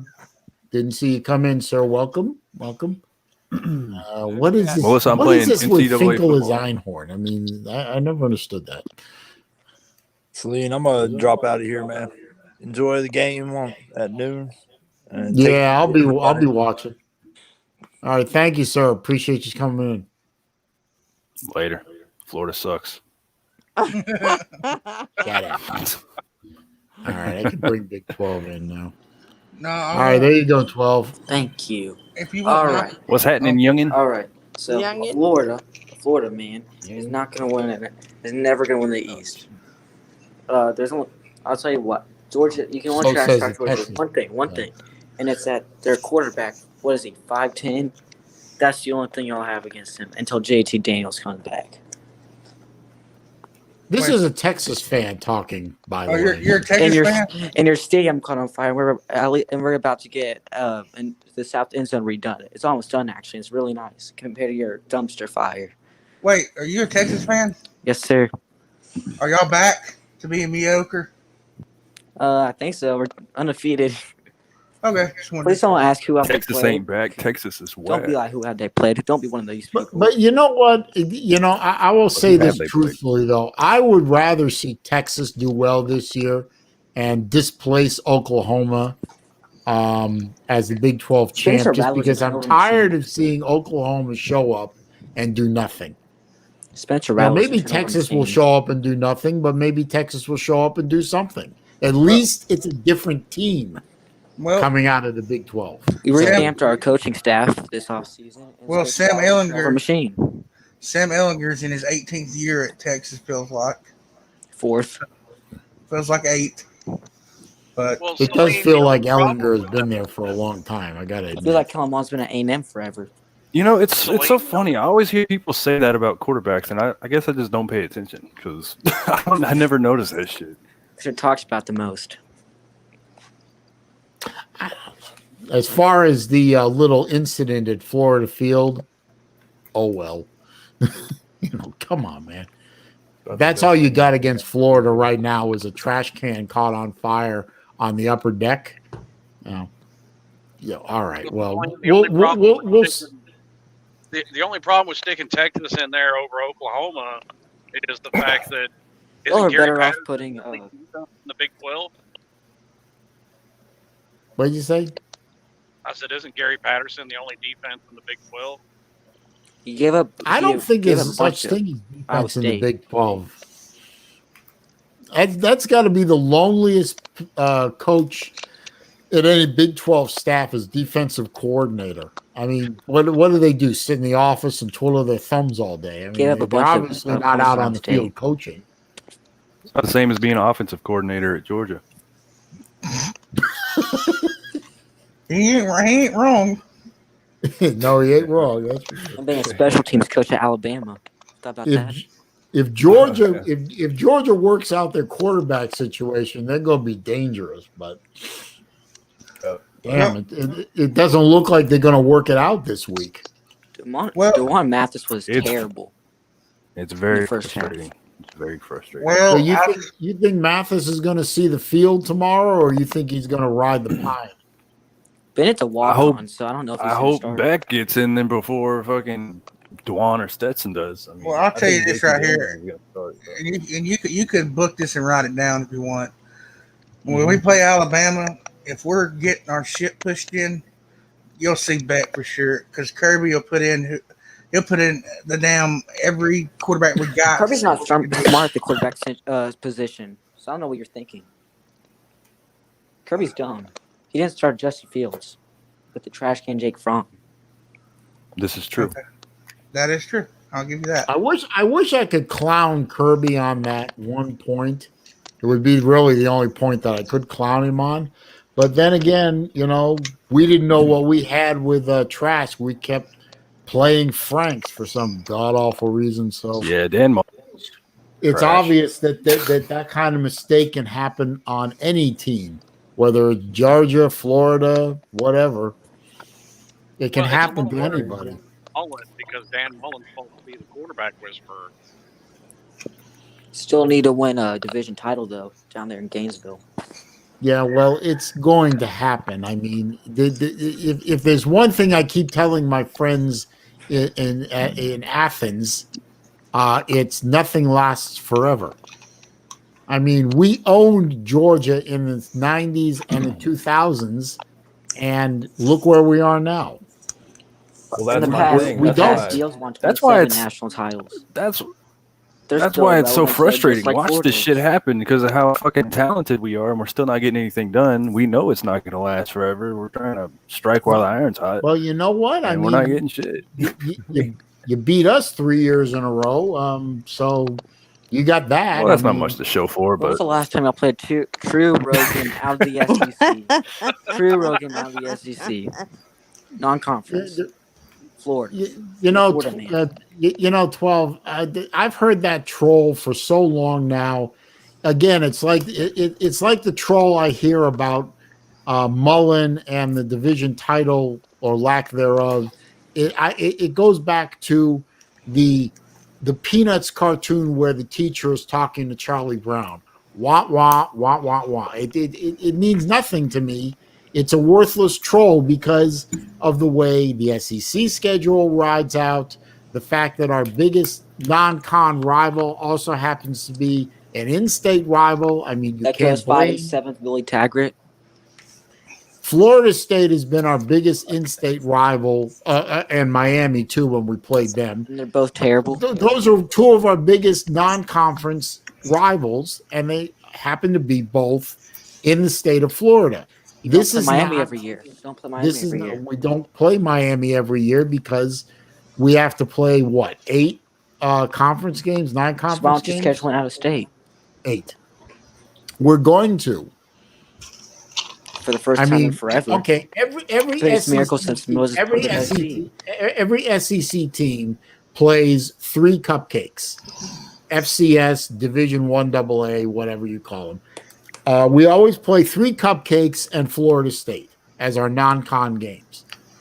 We always play the Cupcakes in Gainesville because that's the way all the big schools in the SEC do it. We pay them $1 million to come in and allow our team to practice with live fire.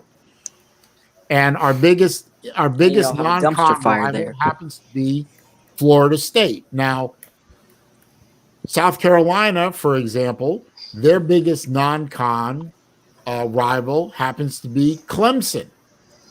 But nobody's clowning South Carolina because their big non-con game is an in-state rival, yet they clown Florida for the same thing. We've scheduled some non-conference games out of state beginning in the next few years. But I'm not going to hear this, you haven't played a non-con road game out of the state of Florida since the 90s. Bullshit. It means nothing. It means nothing. It's the way the schedule works. Later, speaking of tired old tropes. Huh? Saleen, speaking of tired old tropes, the fact that Florida doesn't play Miami because they play 8 conference games. Yeah. They ended that series in '87 when they didn't play 8 conference games. That's true. But it's hard. It's going to be hard. It's hard to pick up Miami. I would like to play Miami. I'm one of those people in Gator Nation that would like to play Miami every year as one of our non-conference games. I don't know why we can't get that done. I honestly don't know the answer to that question. Maybe somebody else does know the answer to that question. All I know is that we play Florida State every year. I don't know why we don't play Miami every year as part of our non-conference. I don't have the answer to that. I personally, and I will say this on the souls of my children, I mean this truthfully, I would love to play home and home with Miami every year because I think it was a great rivalry and I think it's a great way because then Florida would play both of our in-state rivals. Miami would play both of its in-state rivals. Florida State would play both of its in-state rivals. We'd have ourselves a little mini state of Florida championship. And the incentive to the winner of that is you get bragging rights when you go recruiting. I don't know why we can't make it happen. I want to make that happen. I don't know why we can't. But I will go on record saying that now and forever. I would love to put Miami on the schedule. If you remember, they used to. Whoever won both of their games won the Governor's Cup. Yeah, I remember that. I'm certainly old enough to remember that. Yeah, I don't know why it stopped. Yeah. I know it. I know one of the reasons given that it stopped is because the SEC went to 8 conference games and something had to give, quote unquote. Something had to give, and it ended up being the Miami series. SEC didn't go to 8 conference games until they expanded it to a 12-game season, which was in the 90s. Yes, I know that, but I'm just saying that was the reason given why Miami was not put on the schedule. I'm not saying it's true or not. That's saying that this is what I heard as the reason that the Miami home and home was dropped, except for the way it is now, which is occasionally. That timeline doesn't fit. I know, but I'm saying that I'm not saying the timeline fits. I'm just saying this is the reason that I was led to believe and others were led to believe this is why it is as it is now. I realize that that statement doesn't exactly mesh with the timeline, but whatever the reason is, Slim, it is what it is, and it's not going to change. So you and I wanting it to be so. If I were king of the world, if I were king for a day, I'd change it. That would be top 10. Right after eliminating all speed limits.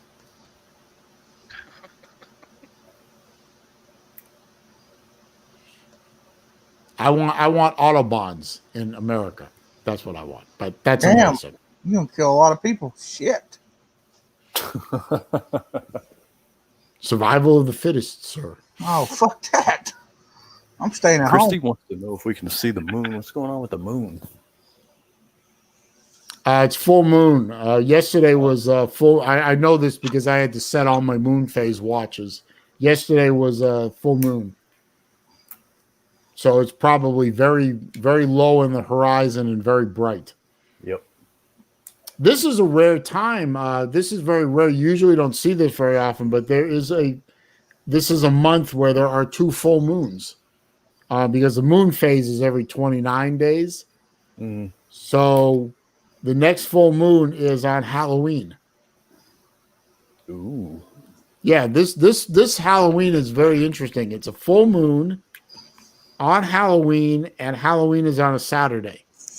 So very cool. And of course, now we have Wuhan Red Death, which means nobody will go trick-or-treating. Shit, over here, nobody's trick-or-treating anyways. Well, where's here? I live in Athens, Georgia. Oh, okay. I didn't know that. Yeah. Honest, I didn't know that. Oh, well, yeah. Why is what's wrong with Athens? Well, I don't live in Athens, but I don't know. I guess just in our area, people don't do it. What's popular around here is like when the churches have the little trunk or treats or whatever. You know what I mean? Yeah. Yeah, that's what's popular around here. I live in a neighborhood that is. I live in a city that's very heavy on the seniors.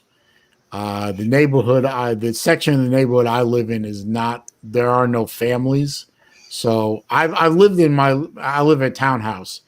I've lived here 11 years now. I've had exactly 2 times in 11 years where somebody knocked on my door, and neither time I had candy, so I gave them all $1.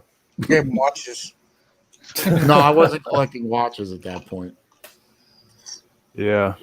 But I have some watches that I could give away and they don't cost too much, but they're nice watches. Give away your He-Man watch from the gumball machine. Yeah, there you go. One of those old Mickey Mouse watches. Actually, you'd be surprised how collectible some of those old Mickey Mouse watches are.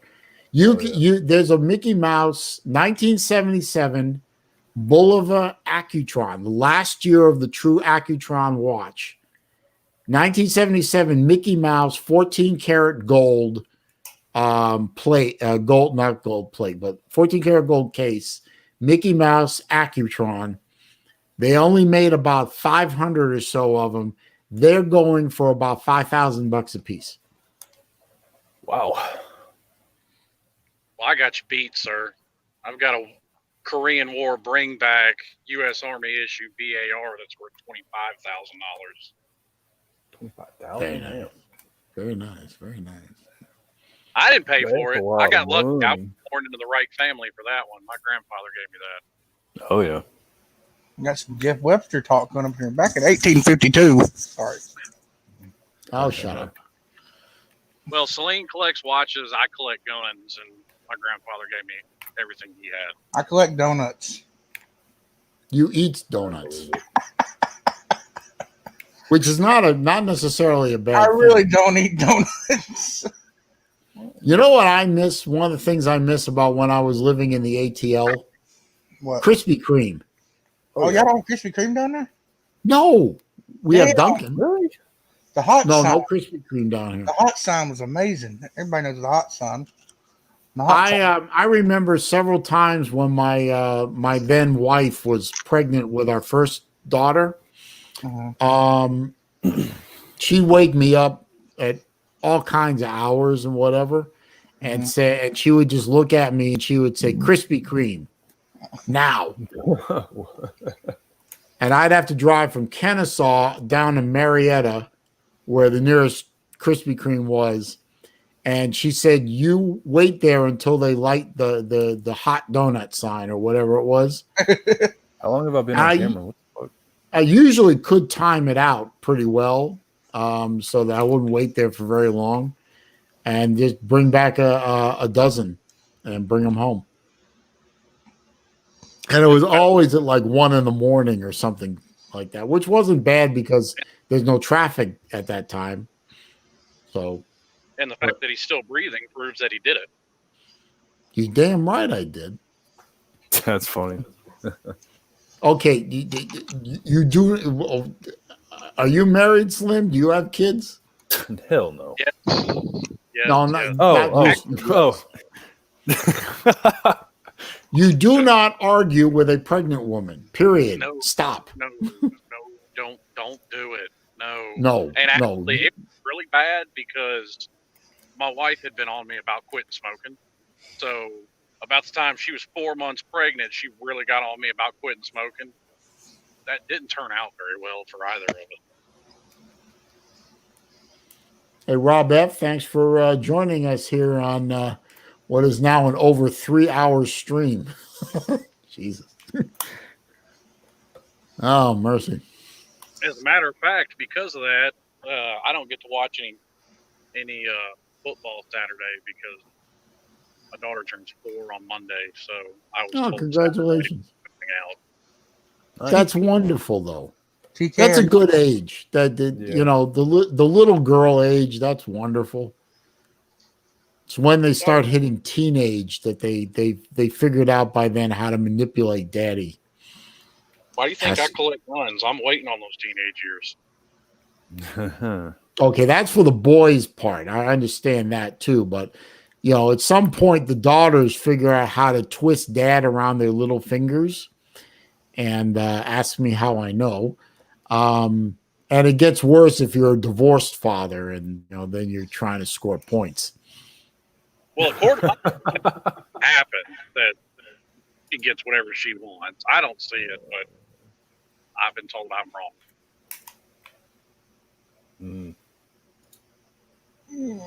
I don't know. Who yawned? That was me. I was stretching. So I was able to work it out good last year because we went to this place. I think it's like Memphis's version of Chuck E. Cheese because I haven't seen them anywhere else. It's Incredible Pizza Company. Mm-hmm. And they had the Miami Virginia Tech game on the big screen, which turned out I really didn't want to watch that game last year anyway.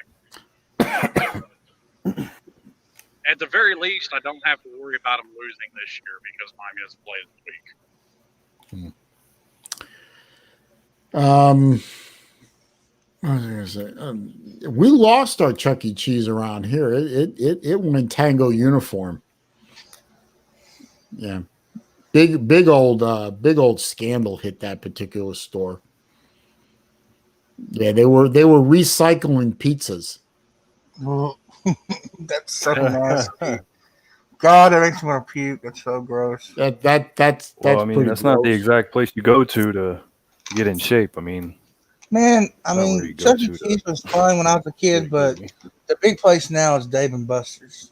I mean, they got a bar, every kind of games you want to play. They're making bank.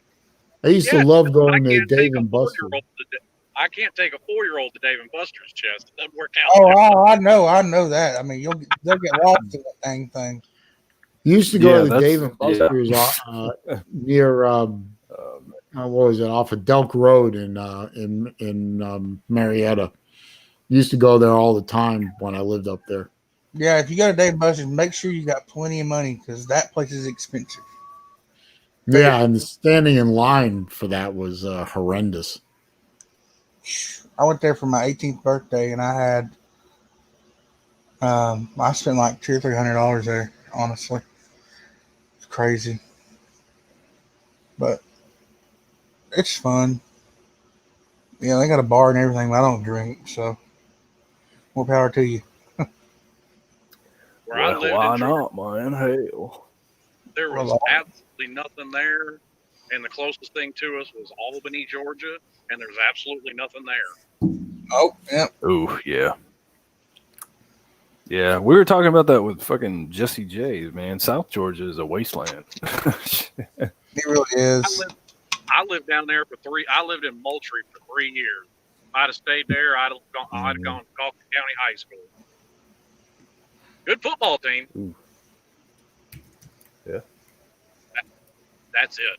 There's nothing else there. Yeah.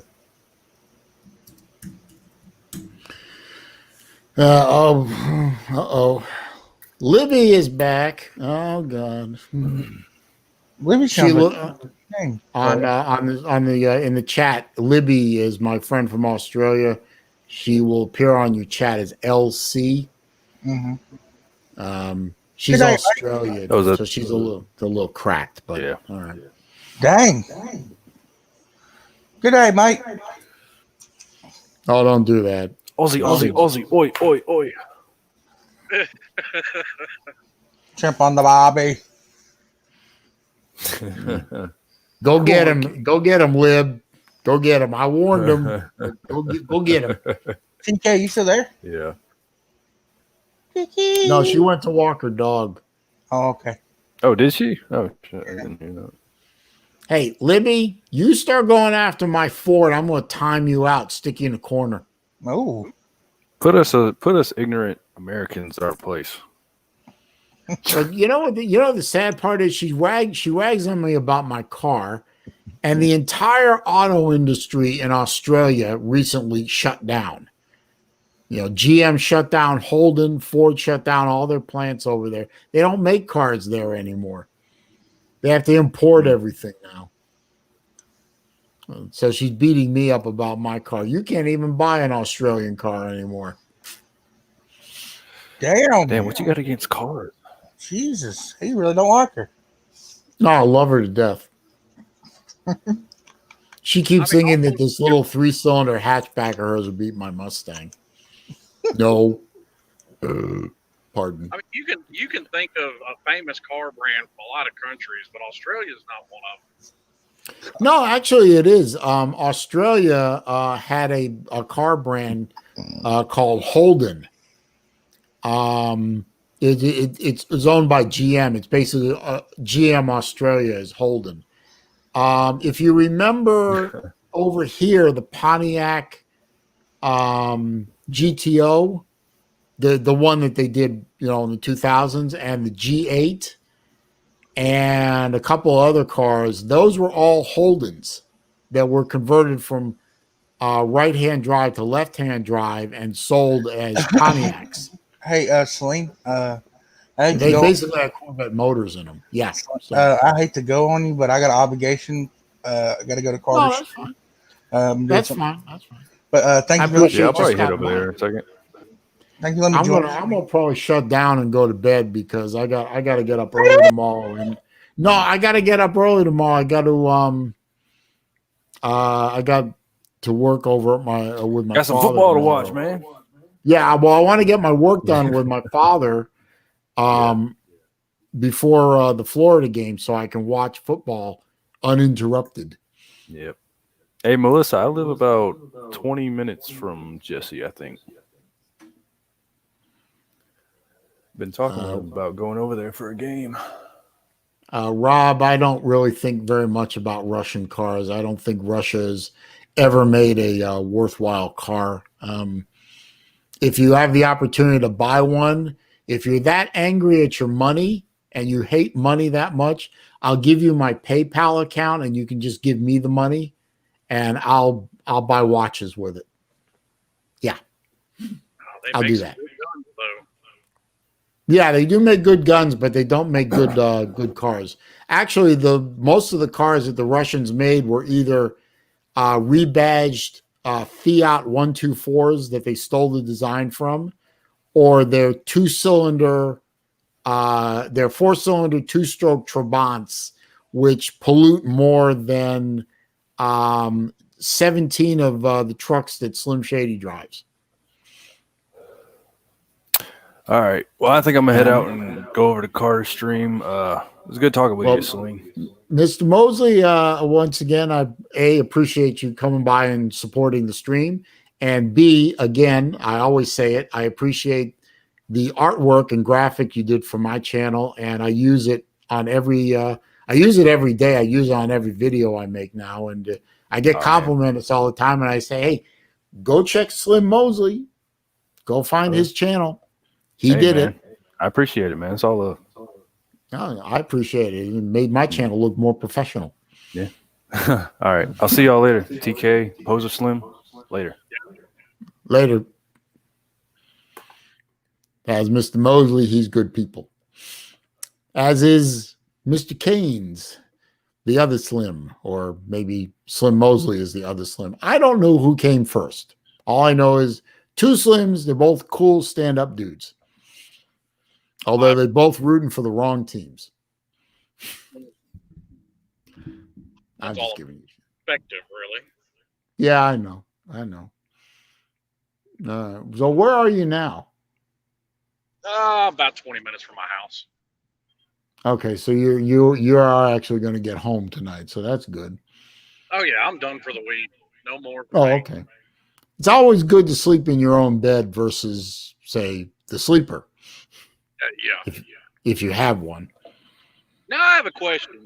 You wanted me to drive my Dakota to the Slob Olympics, but you're going to drive a 4-cylinder. I'm going to what? But you're going to drive a 4-cylinder. Yeah, I'm going to drive up there, but I'm probably going to take. I'm not going to take the Saleen. I'm pretty sure, because it's basically drive up on a Friday, do the Slob Olympics, and then come back on a Sunday. The Saleen could make it easily. I mean, I've been to multiple states in that car. That's not the problem. The problem is that car is very. It's a rough ride. It's a stiff ride, and I'm not in the best physical shape. If I'm going to be doing physical activities on a Saturday and I got to drive 8 hours on Sunday, I want to drive in a more cushy car. You know what I mean? Well, I was just looking at the fact that you wanted me to drive a 6.2 Hemi all the way there, and you're going to do a 4-banger. Oh, no. No, I was kidding, of course. No, I don't expect you to take the no. I mean, I'd make that drive.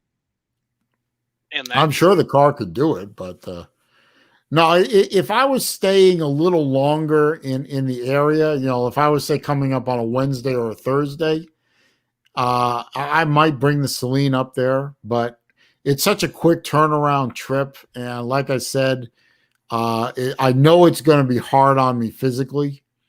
I'm not trying to elicit sympathy or, oh, poor SaleenDriver, poor him, that kind of. I'm not trying to go for that bullshit, but I know what I can do and I know what I can't do, and I'm just trying to make it as easy on me as possible. And the easier way is to drive my Hyundai.